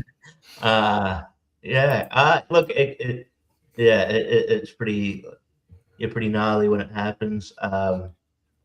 Sometimes, like in AEW, it could be overused, but I don't think they've used it for a while. Yeah, but yeah, I think it's it's certainly like it's a very again, it makes cringe because it is dangerous, but I think it's effective. Like one of the first episodes of Dynamite, I'm pretty sure Moxley gives a death rider to Kenny Omega through like a glass table. So that looked cool. So I don't know, and I think so I think glass is effective, but it's just kind of one of the things you don't want to fuck with glass too much. It's So I'm tempted to, just because they're not like, they don't use it too often, I'll kind of go, I'm almost punting for S here, but I'll go high A. Yeah, I'm kind of tempted because they do overuse it if you watch like a Tournament of Death, and CZW gets used in like every match, so it loses the luster there. However, yeah, you do it in like a random, AEW pay-per-view match or something. I don't think WWE's ever used painted glass ever, to my recollection. I don't think so, because they haven't gone that far. But yeah, AEW's used it a couple of times, but I feel like if you do it just right, it looks and sounds spectacular. It's always going to get a good reaction. It gets overused on the indies, so I'll give it an A, but but when they use it in like AEW, it can be really effective. So I'll go A because it does get overused in indie deathmatch wrestling, if that makes sense. JPO. Yeah, I feel like the closest that we ever got in WWE was Kurt Angle and Shane. We kept trying to throw him through the fucking glass of the ring. Yeah, right. Yeah, but they haven't used like a direct painted glass in the center of the ring or anything. Right. Yeah, no, I'm definitely on the cusp of the main two here. Yeah, my only qualm, and there's another one on the top row here too that we're gonna talk about later, where it's just like, it can be overused by some companies for sure, where it does start to take the coolness of it out. But if it's done once a night, or if it's done even in an AEW like literally once a year, like it's pretty darn dope. So I'll even say S tier again. Yeah. Okay, so S and 2A. It's also cool too. That's good. Yeah. All right. We're going to the guitar, the classic guitar, the exploding guitar, those guitar shots. And I guess it's on me this time. This is the first one. I'm going to go full S on guitars. I love guitar shots. I love a really good one. I still go back and watch like guitar shot compilations of Jarrett or Honky Tonk Man or whatever. When done properly, it can be safe, when they're like hollowed out, when Jarrett would use them, so it's totally safe to take, but it looks great. It gets a good reaction, I think, every time. I know he used it a lot for finishes, but like I still think the guitar, put a little baby powder in there. New Jack would use it very well in ECW as well. I think the guitar shot is really, really fun. I just think it's a really entertaining weapon, and I think it still gets a pop when Jarrett breaks it out today. So I'm going to go full on S tier for guitar. So we'll see where you guys are at. JPO? I don't know if I'm as high. I do like it because, again, yeah, they can normally look cool. So I think sometimes you could see that it's a little too thin, it's a little too paper thin, Right. like some of the guitars they use. But then other times, like when it's gnarly and looks cool, it is like that next level, like, oh shit. Because again, growing up, Jared was throwing it out a lot. Yeah, I do like it. So I'll say A. Okay, Richie. Yeah, I do like it because it's so ridiculous. Like this, I know the sound it makes. There's like, but sometimes you can tell that yourself fake it is. Well, I think one entrance in TNA where Jarrett was doing his entrance and he put the guitar too close to his pyro and actually just blew up the back of it. He broke the guitar before he got to use it. I do like it. It looks cool, but it's also safe. But so when you can do it, you can deliver it to like Fabulous Moolah and Mae Young and still make it look kind of good, or like when the short-lived was it World Wrestling All Stars Australian promotion, he did it to a talk show host Rob McManus, and it still looked cool. So I'm tempted to go S. Yeah. So I'll go ahead. Okay, so we have our first S tier with the guitar. So there we go. All right, I'll scoot up there in the S tier.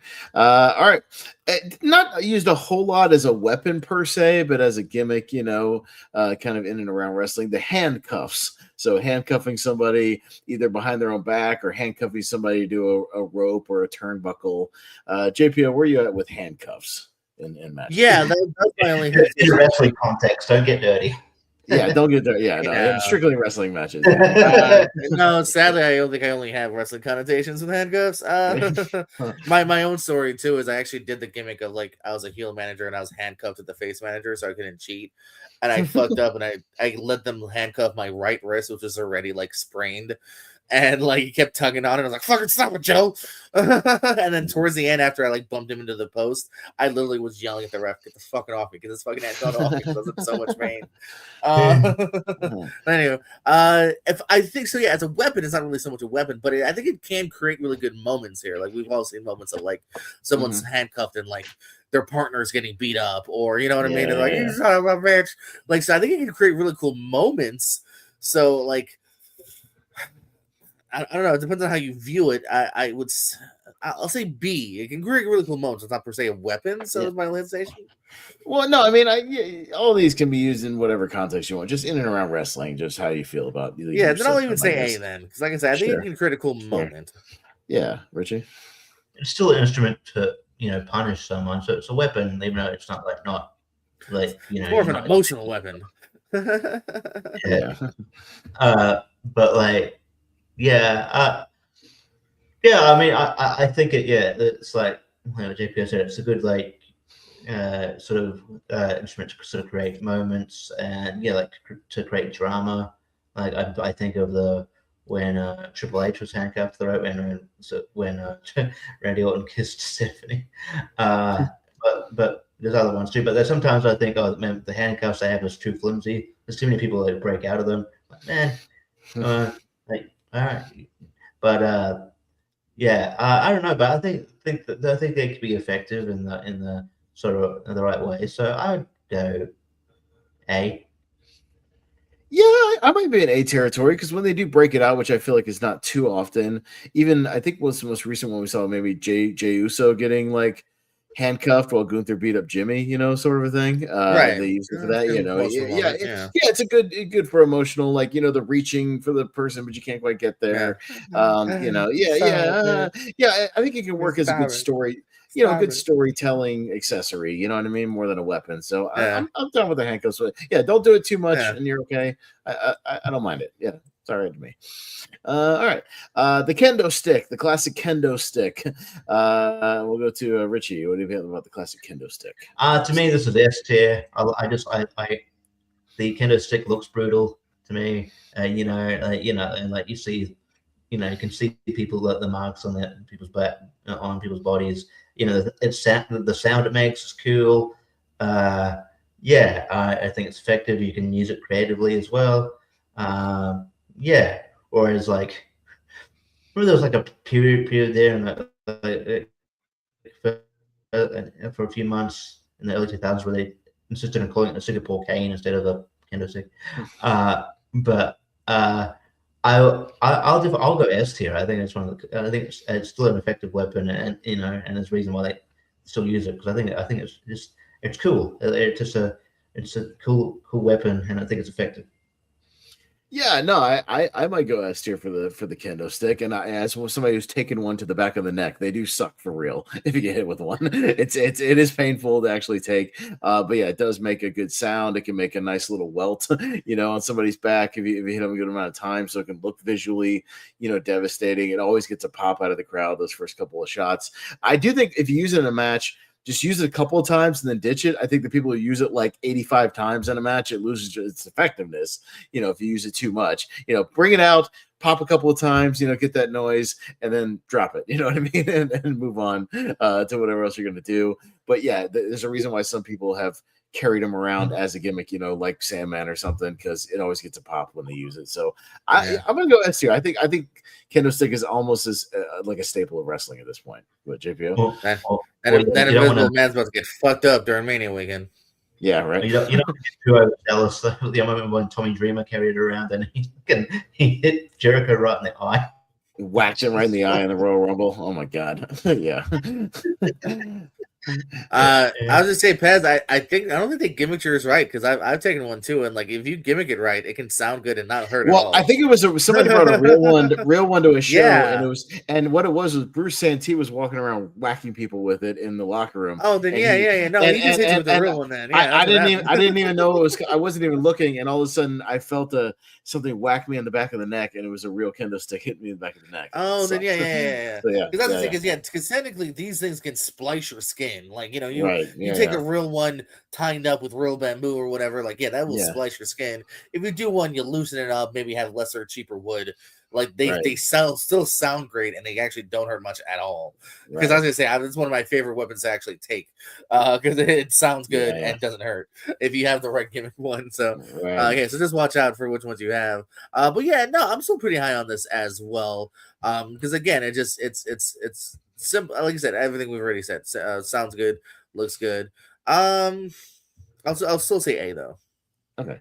Well, we got 2 S and an A, so we'll throw it up in S there. So the kendo stick will make it there. All right, we'll go on to the classic ladders. So the uses of ladders, ladder matches, jumping off ladders, use them as weapons. I think we're on JPO. I think whatever. JPO, ladders. Yeah, it's not good. Yeah.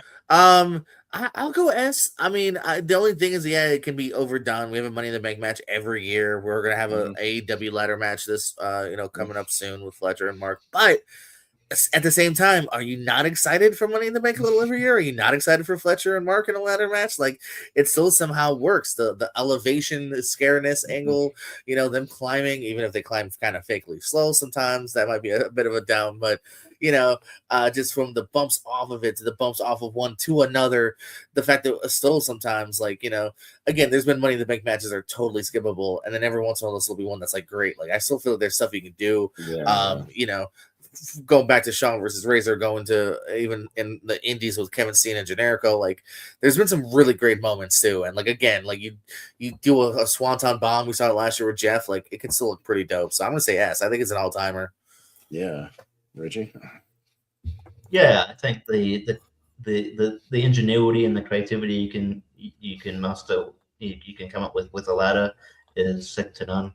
And I think, like I'm sure the Money in the Bank match this year will still be in awe of what things spots they come up with, and and in AEW matches too, because it's just like that it's a spectacle, man. And then just that with and taking bumps from that high is it always look kind of cool. And so no, I think it's definitely one of my favorite weapons. So yeah, I have to go S tier here.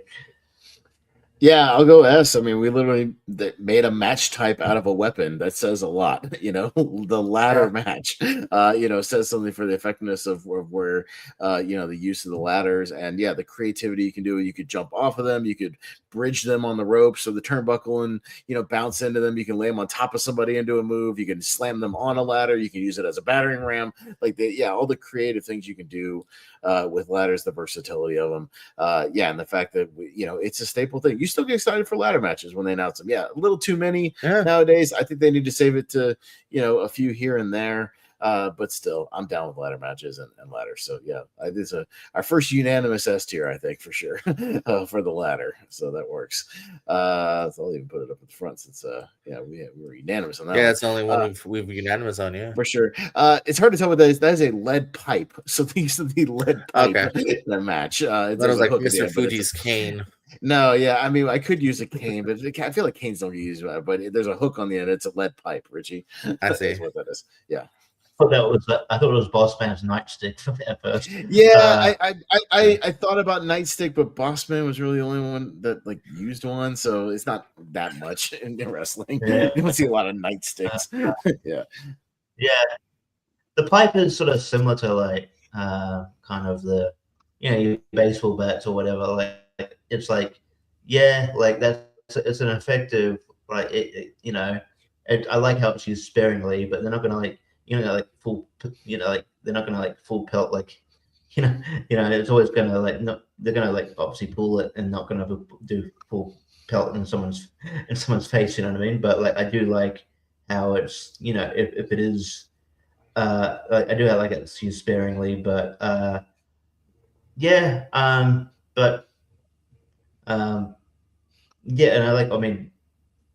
I don't know, it's I'd probably just say C. I mean, again, it's sort of one of those things where it's probably a cool weapon to use backstage because of the noise it makes when you drop it. You know how how WWE always likes to throw people into that kind of roll of pipes backstage that makes a cool noise. It's sort of like that if you drop an actual pipe, it's that kind of that cool noise. But I don't know. As a pipe, as a weapon, it's all right, but I don't know. I don't think you can get full effectiveness without actually just without things going wrong. So I don't know. I'll go C.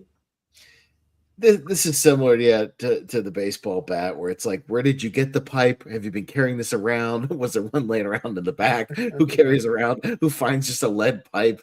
I think it's just kind of a weird, out of place wrestling weapon, and I don't know why it became a thing for a while here and there. I've never really been down with it. I'd go D tier, kind of similar to the baseball bat. JVO.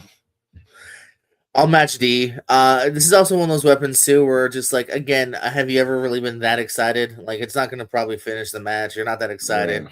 You're like, oh, lead pipe. What else you got? So D.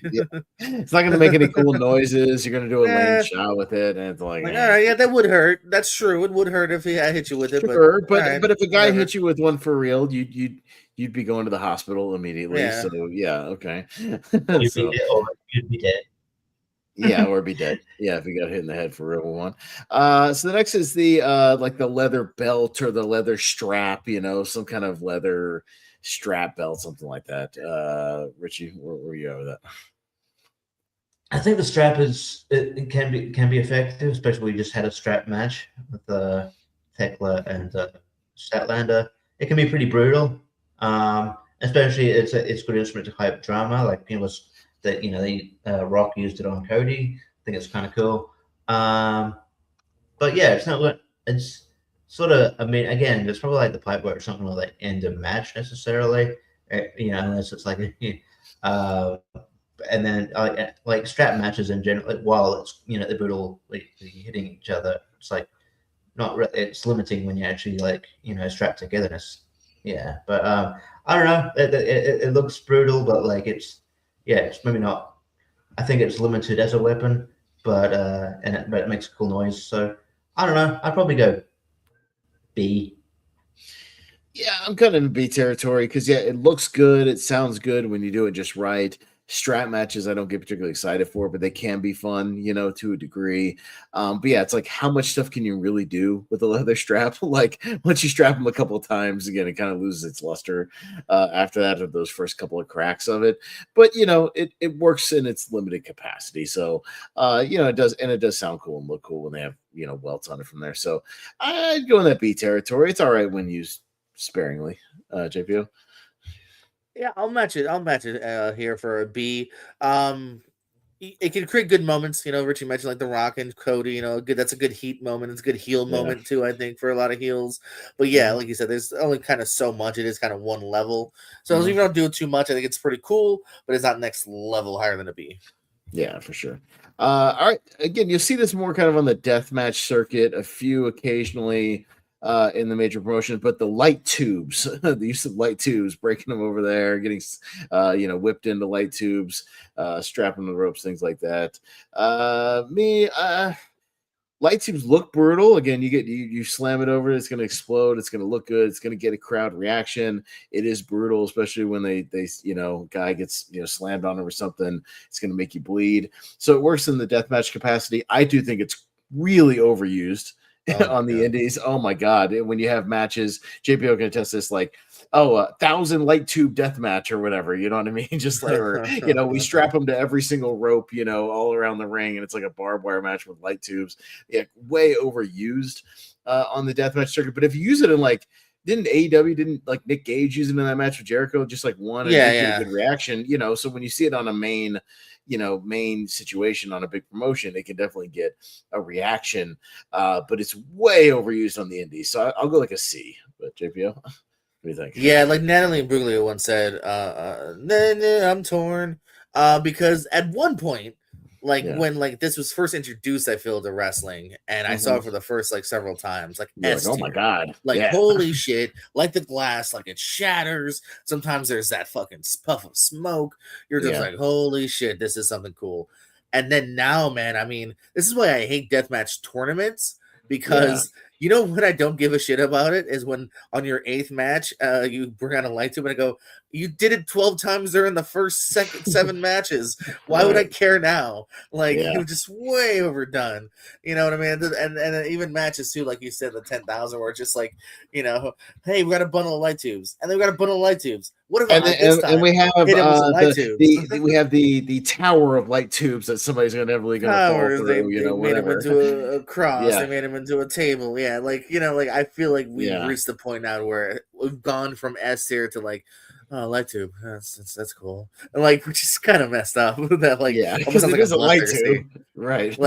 So I'll say B, because again, like you said, it's like I don't know, like an F word in a movie. For at least some movies, if you use it just once or twice, you have an impact. But when you're just every other word is the F word, I don't know. When every other move is a light tube. It can be literally both an S or an F to me, depending on the show. So I'll go B, because when it works, it is pretty dope. And I do remember those initial viewings before it became 12 times. No, the first time I got some of those CZW DVDs you could get at FYA, I was like, oh my god, they're using lights. Holy shit, I've never seen this before. Yeah, and it felt like it was the main event, and it was when you're watching Tournament of Death 15, and there's 8,000 light tubes in the whole show. You've seen it 20 times in match 1, and then it rinse and repeat. Yeah, 100%, Richie. Yeah, I mean, I like watching old school John Moxley CW matches and seeing that, but even I don't have a point of reference as far as American indies much, but even in Australian indies, you do that, the CCW wannabe kind of the sort of clown show. It's like the Carney show, the Fed, so it's like, I don't know, man. I don't think this is as cool as you think it is, and it's it just gets over it's just overused, and I think it's only I don't it's not it's just not fun after seeing it not like for the 13th time in a row in like your match that's only 7 minutes old. So not a huge fan, but like if you want to bring that on TV just very sparingly, I'm all for it. But I don't know. So I would just for like the overuse on like independent promotions, I'd probably go like C. But like I'm all for if they want to bring it out on like AEW or whatever. Yeah, all right. Doesn't get used a lot, but the microphone when somebody's got a promo or an interview, start wailing on somebody with a microphone. Richie, what do you think about that? I mean, I like it because it makes a funny noise, and it's just sometimes if like sometimes it gives you a fright because it's out of nowhere. They're just cutting a promo mid sentence, and they'll just go bonk, and and it'll make the noise, the thunk noise, like over the microphone. Yeah, thunk. Yeah. That initial bonk is kind of it's fun. I remember I remember I think Mr. Kennedy busted Undertaker open with the microphone once, which makes sense. I thought it might have been his kind of specialty microphone as opposed to the standard WWE one. But yeah, I don't know. As a weapon, I don't know. If someone going to put someone away, unless you like wrap it in like barbed wire or something, you're gonna have to like add some additional danger to the actual microphone for it to actually have some effect. Otherwise, it's just a temporary owie and you'll be fine. So I don't know. I don't think it's a great weapon. I'd probably go D. Yeah, I'm in D territory. I get a good, quick shock when somebody uses it, to cut somebody off in a promo or something, oh shit, he hit him with a microphone, like as a starter weapon to like, get the angle started. But yeah, like nobody's using it practically like, give me the microphone, I'm going to use it as a weapon, in the middle of a match. Like nobody does that. Like there's more effective weapons, somewhere else around the ring. So I'll go D because it's fine if you use it to kickstart a promo or something like that. But yeah, other than that, not really. JVO. Yeah, I'll go slightly higher with this season because I think it can lead to some funny segments, like that get over. Sure. Like another good one is I don't know if it sticks out to me, CM Punk in the Rumble where he kept grabbing he's a Straight Society Punk and he's like cutting promos and then like I think it's Zack Ryder's like, hey man, why don't you join the Straight Edge Punk? Like it just sort of like tricks him into it. So it can be have some fun moments, but nothing more than that. Yeah. All right. So I'm going first on this one. That it's hard to tell. That's powder. So when people like use the powder to blind somebody, Fuji again. The pop the powder in the face. This is the first one I'm going to go F. I think powder's fucking lame. I think powder's really, really lame. I don't think it actually works. I think it's stupid when people get powder in the eyes. It usually just only leads to somebody getting rolled up or something. It never like hardly ever finishes a match. I think stuff like mist is more effective, or at least cooler to look at. When somebody does a powder, I just feel like, what are we stuck in the 60s? Like, what the fuck are we doing here? Like, I get rid of powder altogether in matches. I'm gonna go F tier. I hate the powder spot. I think it's dumb, just really corny. JPO. I was taking between D and F because like we don't see it. I feel that much anymore. It was like a trope, or at least maybe because I think again I'm just thinking of like Fuji used to do it a lot, and like I feel like even Cornette busted it out with Yoko and whatnot. Yeah, I mean it's pretty gimmicky, and I feel like it is kind of a thing of the past as well. So I'm cool. I'll leave it at F. Have our first F tier. We gotta have something in the F tier. Yeah, we need something in F tier. I feel like powder is lame enough for F tier, but Richie, I got no qualm with that. It's so weird how many times Mr. Fuji's been referenced in this episode. I don't think he's ever going to be mentioned it more times than that. Fireballs and canes and powder, man. Fuji did it all. And he's a good manager. He liked his gimmick. I mentioned right before the stream too his reference in the Epstein files. Anyway, not for any nefarious reason. I'll tell you off. Okay. Yeah, you need to clarify that. Just like as a random side reference. Yeah. But yeah, it's still very weird and random. I was probably looking at the picture from a weird angle because I thought like that was tape or something, and you know what I mean, like that was black. Yeah, I saw some was that had like duct tape. And I'm like, when the fuck does anybody use duct tape? That's I mean, like, I remember like John not Cena. A lot. I can think of a couple, but yeah. John Cena, Batista, but it was not often. Yeah. But yeah, powder is a bit stupid. I think it's a weapon from a bygone era. So I'm happy putting with F. Yeah, let's really get that there. Next is and we got a few more to go. We're almost there. The ring bell. So grabbing that ring bell, popping somebody in the head with it. JP, I think we're back to you. What do you think about the ring bell being used as a weapon? I'll go B. I mean, I think a lot of times they do it kind of unexpectedly, where like they're just kind of outside, and then like you don't necessarily see him grabbing it. It's just a quick like haha, but like ow, kind of thing. You know what I mean? And again, I don't feel like it's done a shit ton, and it's not necessarily a finisher. Most of the times either, so it's not necessarily getting higher for me. But I'll say a B. It does. I feel like for what it does, it gets the job done. Yeah, Richie. Yeah, and there's different ways you could use it. I like how The Rock used it in I Quit match. He used the noise as a weapon with Mankind. It was very funny. Yeah, and but yeah, sometimes it can go wrong. I think it was Randy Orton versus Cody Rhodes. He accidentally hit Cody Rhodes with the spike part, and they had to like grade the screen because Cody was gushing. Yeah, I mean it's still a cool looking weapon. You can be like Dominic Mysterio and still use the hammer. Yeah, that's also part of that weapon. But I don't know. It's kind of like your ladders and your kendo stick. I think it's maybe less of a staple, but it's still a staple in wrestling. So I'm tempted to go kind of A.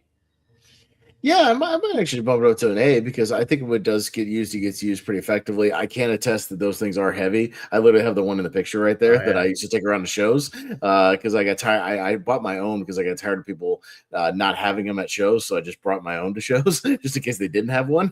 So we had a ring bell because they weren't that expensive. I got them online for like $50. Yeah, they do have weight to them. I think they mostly get used for people to get color, like kind of in the middle of a match or something like that. But yeah, it does kind of come out of nowhere and you go, oh shit, he used the ring bell. Like I feel it always kind of gets like at least a jolt out of people. And yeah, I think it's pretty all right. So I'll go with an A. So yeah, I don't mind when people grab it and use it. I think there's worse weapons you could use at ringside. We got a good deal because that shit says it's $135 right now.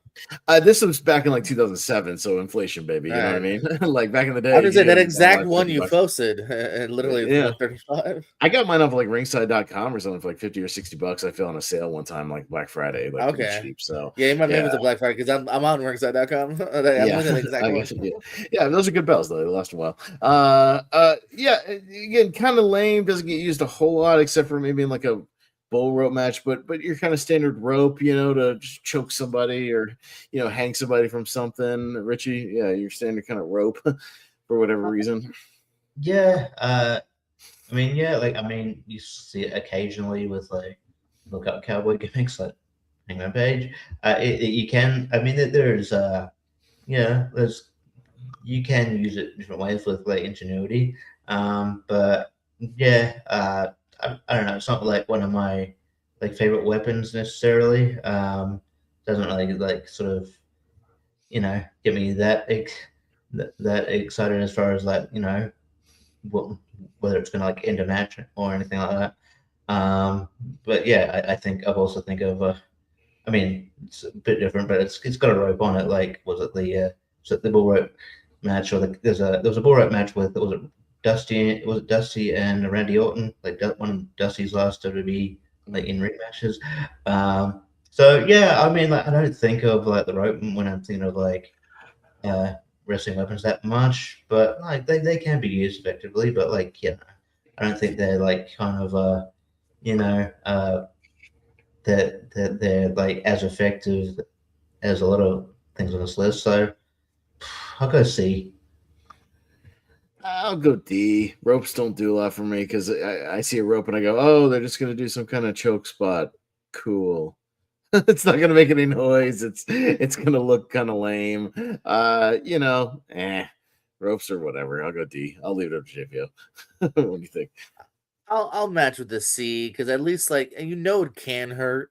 You know what I mean? If you've had rope burn and whatnot, so it seems dangerous on paper, but yeah, it's not really moving the needle much more than that. All right. It's only on the list mainly because of one person, but the sledgehammer. Yeah. So I mean, it was a thing with Triple H. He kind of made it a wrestling weapon, even though it's not very practical, as a weapon. No, I'm on first on this. Look, if you really actually wanted to use a sledgehammer on somebody, you could kill somebody with it. So, as it's kind of weird that it ever became like a regular weapon. I thought that's always kind of strange. He never swung it like an actual hammer. It seemed like it was always the shot to the gut, the sort of, I'm going to hold it and hit you in the head, with my hand covering it. I always thought it was kind of lame, but at the same time, it usually was like the finish of a match or used for a beatdown or something. So it kind of became a thing. And the fact that it is associated, like you see a sledgehammer, you associate it with Triple H, I feel like gives it at least credence in the wrestling world. So I'll go B tier. Well, I'll see what you guys think. But JPO? F. Okay. I have never liked the sledgehammer. It should break your jaw. It should murder you, and it doesn't. It never leaves a fucking scar, a fucking mark, nothing. Triple H swings it like a pussy because he has to. In his defense, he has to. Because again, he's not looking to injure his opponent. I don't like it. It's to the point of we're now in murder territory, but it's not. It's fake. It looks bad. F. Okay, Richie. Yeah, if he really used it, the opponent's face would be fucking hamburger meat, bait victim. So I feel like, and it's just I mean, it gets a rise.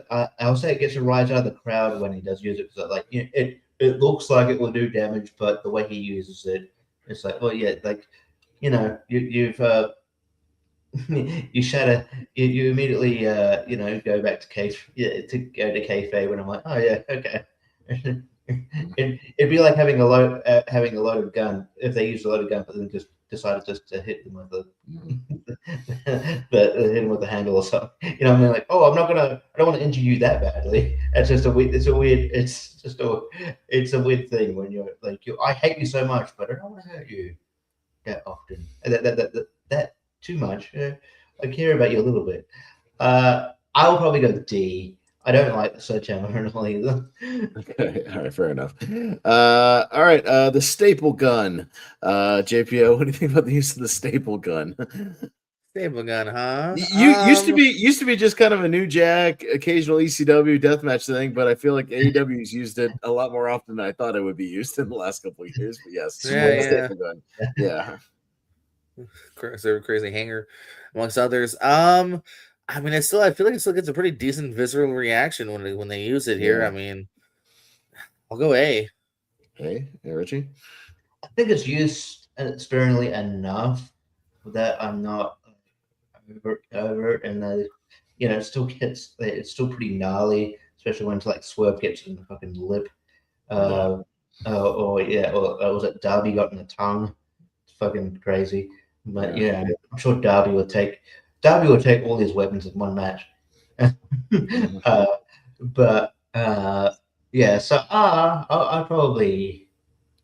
go A. Yeah, I think it still gets a good reaction and makes a good noise, when you pop it. It looks good if you staple like a dollar bill to somebody or something like that, like if you staple something to somebody, I think it work. And hey, they even used it in the Wrestler, so that's got to count for something, right? In the match with him and Necro. So, they were using staple guns in there for shock effects. So I feel like it works. Yeah, I'll go A for the staple gun. I think it still works. But yeah, it's been used a lot more than I thought it would be the last couple of years with AEW using it. All right, we're in the home stretch here. The classic chair. Can we just put this in S tier? Come on. The chair is a staple of wrestling. It kind of is. It's like I'd say if for legendary reasons, you can park the little overused at points and sometimes protected, but again, classic. It's still effective too. If somebody hits you and it leads to the finish, I'm cool with that. Yeah. I mean, I'm glad they don't do ridiculous, unprotected chair shots. Just left and right. Due to concussions. But even if you hit somebody in the back with a really good chair shot, it makes a nice noise. It's safe. That stuff is doing a move on a chair, something like that. There's still creative uses for it. So, yeah, I mean, it's it's one of the classics. We got to put a chair in the S tier, 100%. So, the steel steps. I kind of breezed over you on that one, JP. So I'll go by you. The use of the steel steps, outside. What do you think? Oh, shit. I mean, what did we just see recently? It was a Gabe Kid and Darby, look kind of gnarly at points. I mean, it does always seem pretty sturdy, and I think if you do it right, it does it can be hurtful. I'll say B. B, Richie. The steel steps are cool because they make a cool noise when you Irish whip them into it. But obviously when they pick up the stairs and yeet, there's never going to connect. So it's going to fucking get you. Otherwise, it's going to be kind of a bit disastrous. But I think kind of the chair and other things. It's a bit of a staple wrestling, and you can do cool shit off it. And it's still gnarly when people do moves off it. And I think it's effective in that way. So I'd go A. Yeah, I'll go A as well. I think there's enough creativity you can use with different spots that we've seen guys recently. And yeah, even back in the day, if somebody got whipped hard enough into them or something like that, even just a straight Irish whip into the back, it always looked gnarly, when they knocked it off, the other one, things like that, or it goes flying. I think it works. I was showing Rhonda that we were watching those Royal Rumbles, and we stopped and watched that John Cena Umaga where John Cena just yeeted the damn steps from inside the ring, the outside on Umaga. And I was like, Jesus Christ, even if you kind of block it, that's still going to suck. Those things are heavy. So good stuff there. A few more here. The road sign or the stop sign, whatever you want to go with, stop sign, handicap sign, whatever you use, Richie. Think about those. Yeah. I always just thought it was sort of like a more of a comedy spot than anything. It just seems like, it's weird that you'd have a stop sign under there. But yeah, it's I associate it with 2000s hardcore matches. Yeah. And yeah, I don't think I'd ever finish a match necessarily unless you're in that WrestleMania 2000 gauntlet thing where it seems like any hit would get the pin. But yeah, I'm not I'm neither here nor there on stop sign as a weapon personally. But I don't know, it's a funny weapon, so I'd go maybe C. Yeah, I'm okay with C, kind of right in the middle, because it makes a good noise when you use them, and it can be, a fun spot to use, once or twice, in a match here and there when they whip them out. It works enough for what it is, but yeah, I kind of take it with him. JPO. Stop sign and road sign. Yeah. Yeah, no, it's very much I'm trying to think of if I've even seen it much. I feel like Madman Pondo still fucking chucks it out. But otherwise, yeah, I'm just picturing all 2000s Nitro and Raws. Yeah. I don't know. Again, makes a sign, looks kind of big enough. I'll say B. Okay. Let's leave it up in there. Just a few more. The stun gun or the taser, whatever you want to talk about. Not a lot, but did for a while was getting used randomly. For finishes of matches. Richie, you got the stun gun. Oh yeah, or if you're New Jack, you legit use it on Vic Grimes. Vic Grimes before you chuck him off a scaffold. Yeah, 100%. Jesus. Yeah, fucking hell. I don't know, man. I think that it's. I feel like. It's all again. You're probably crossing over to a kind of more, very sadistic murder territory. I know tasers aren't it's supposed to incapacitate, but I don't know. It's a bit I guess I don't mind it if it's a bit sparingly, but I feel like it's. I have to suspend my disbelief a bit when the taser comes out, but I don't know. It's not an F tier necessarily, but I'll go. Maybe it's a hot take, but I'll go D. I don't know.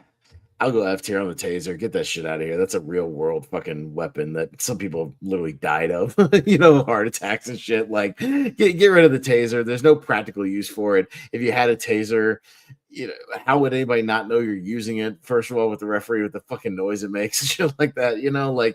It's just.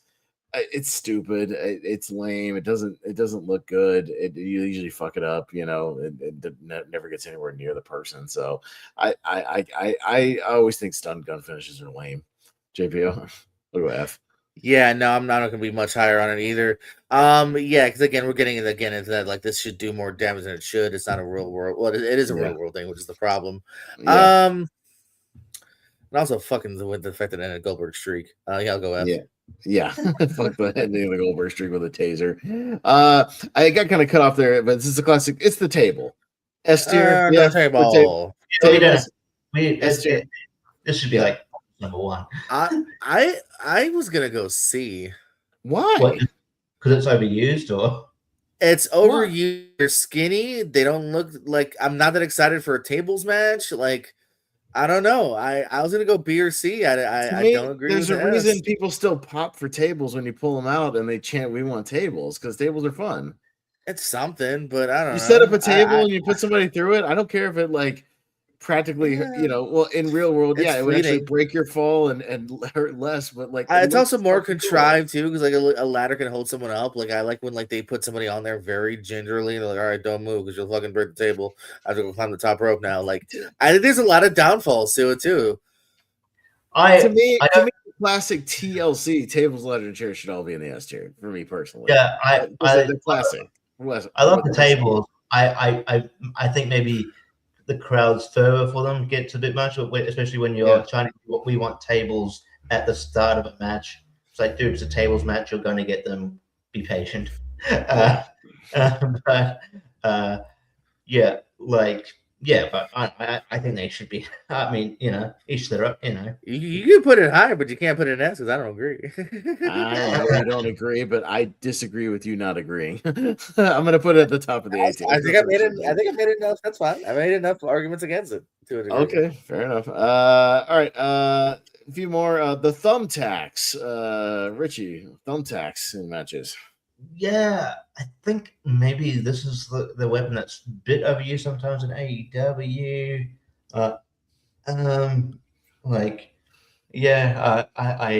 It is like, but it is brutal. But yeah, it still gets a huge pop when it's revealed. Most of the time it's revealed. It's like, oh, what's in that bag? It's either thumbtacks or, on the off occasion, Lego. Or shattered glass. But it is cool. We have gender equality now, so now women are being powerbombed into them. I don't know. I'd still go high because it's like, still a gnarly spot when it happens. So I'll go A. I just think it's kind of getting a bit overplayed a little bit. While I agree it's getting used a little too much, I'm still going to go S because thumbtacks still get a visceral reaction out of me anytime somebody gets like slammed into them.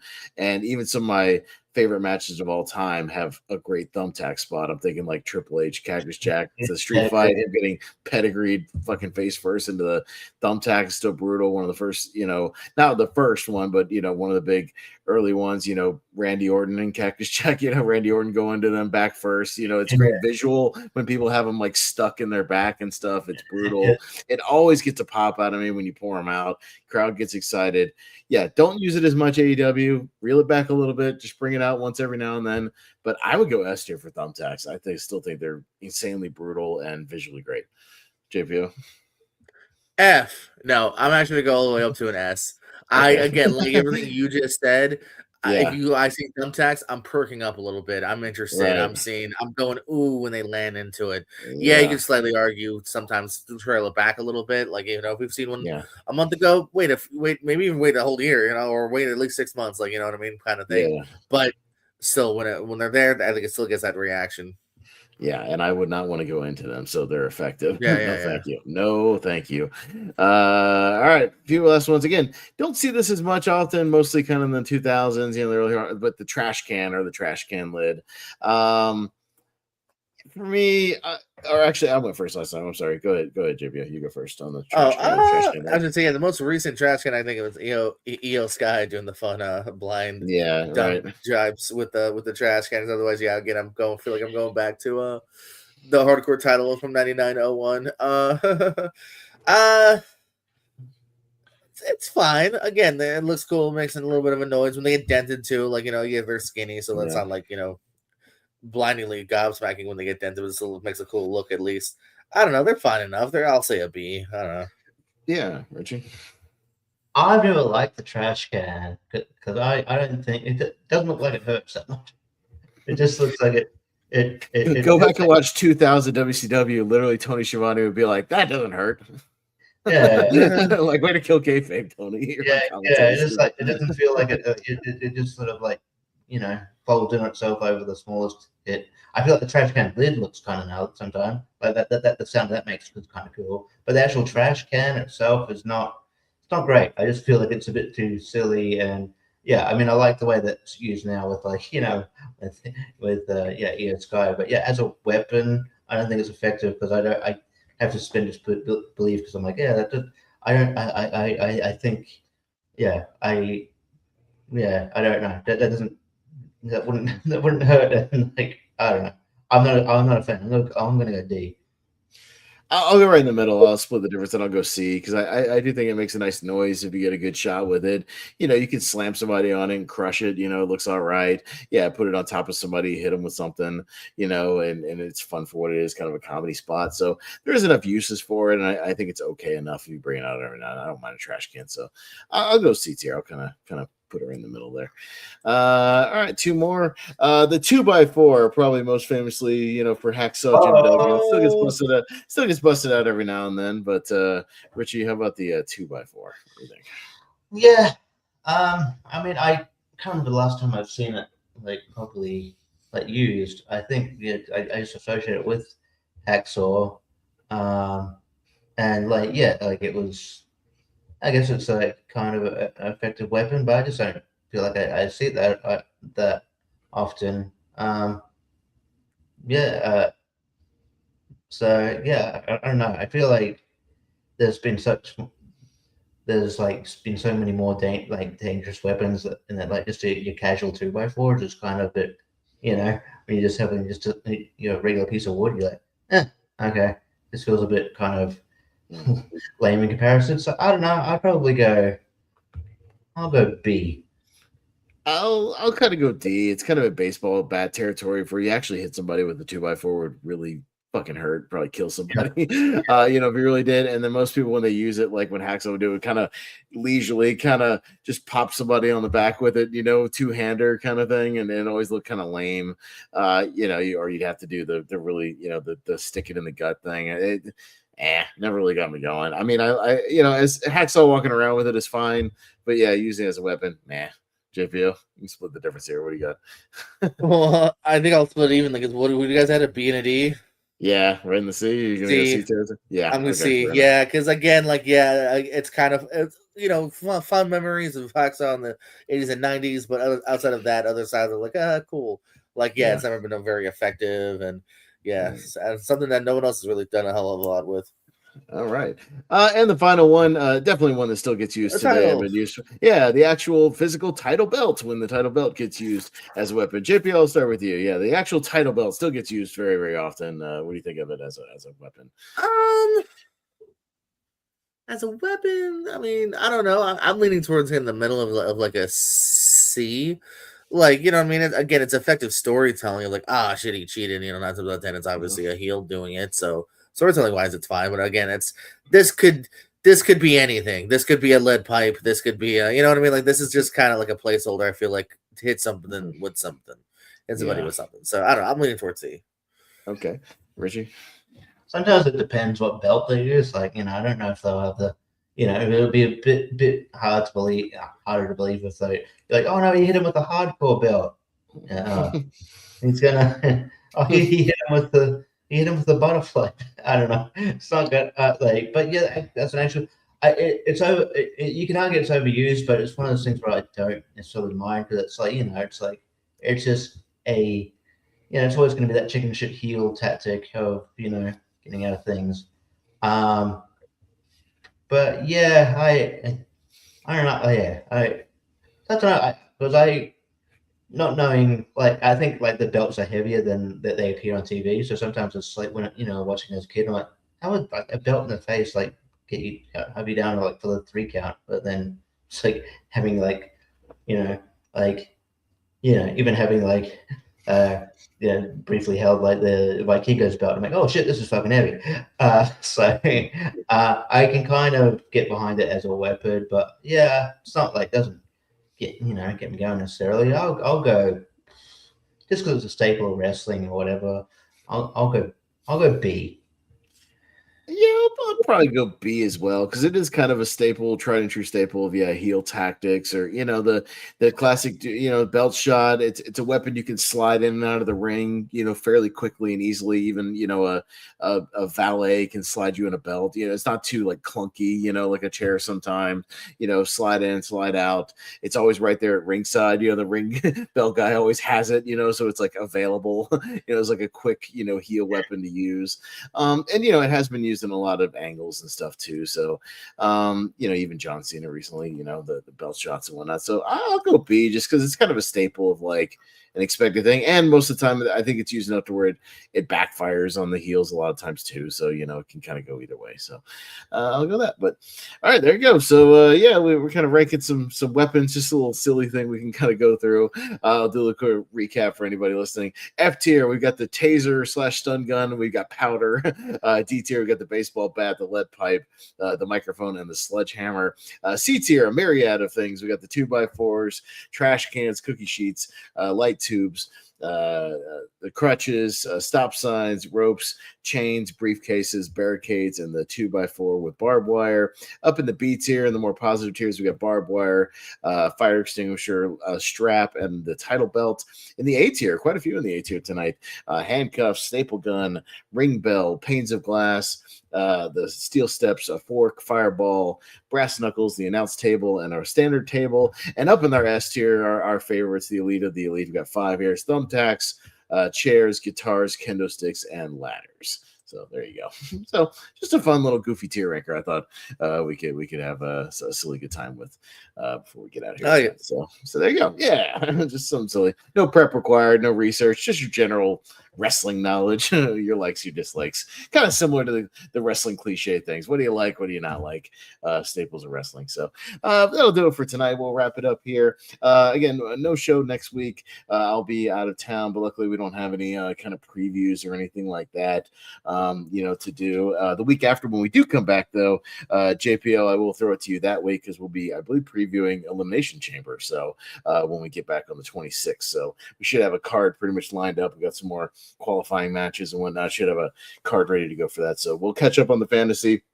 We'll preview Elimination Chamber, and we'll catch up on the news 2 weeks from now. So, but JPO, what you got to plug? Anything you want to throw out there real quick before we get out of here for about a week and a half, 2 weeks? So, what you got? Yeah, for Shizzle here, man. Yeah, of course. We mentioned always the Pierce Codes, where you find lots of trivia shenanigans as well here. So going through that tournament here. So more matches to come. We're in round 2 currently here. Other shenanigans happening on that channel, Pierce Wrestling channel as well. Some shenanigans happening over there. Might have the next month a really huge personal wrestling announcement as well. So we'll see. Fingers crossed. It's wrestling. It may totally fall through, but we'll see. Card subject to change, as they like to say. Absolutely. Right? Life subject to change, baby. Life subject to change. Oh my God, the name of my book. Life subject to change. There you go. That's is that not a good book title? Fucking copyright that. Patent that immediately. Yeah, send it off right now. Oh my God. You can get copyrights for like a few bucks online. Just do it right now. Copyright it. What is it? Cardona's done that a lot. Like he literally is the Michael Jordan of wrestling figure collecting. He literally is the complete, the always ready. Like, yeah, he does that shit for fun. Yeah.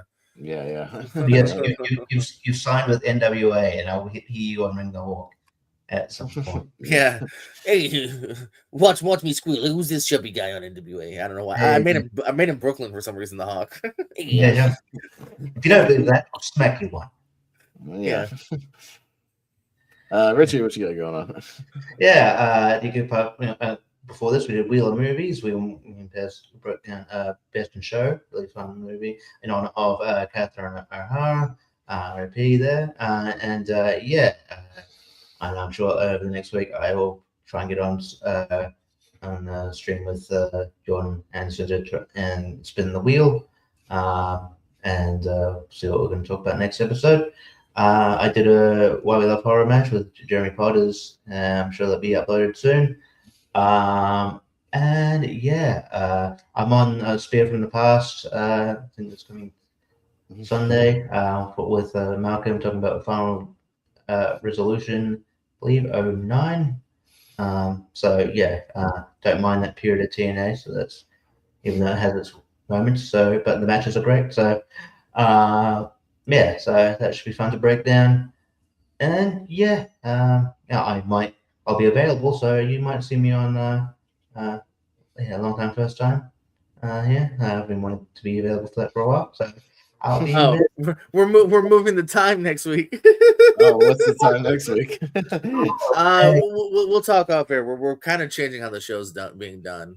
I mean, I'm not here anyways. I'm just curious, but yeah. Yeah. No. I'm just saying it takes a second to explain, so I'll explain it off air what we're doing. Gotcha. Okay. Yeah.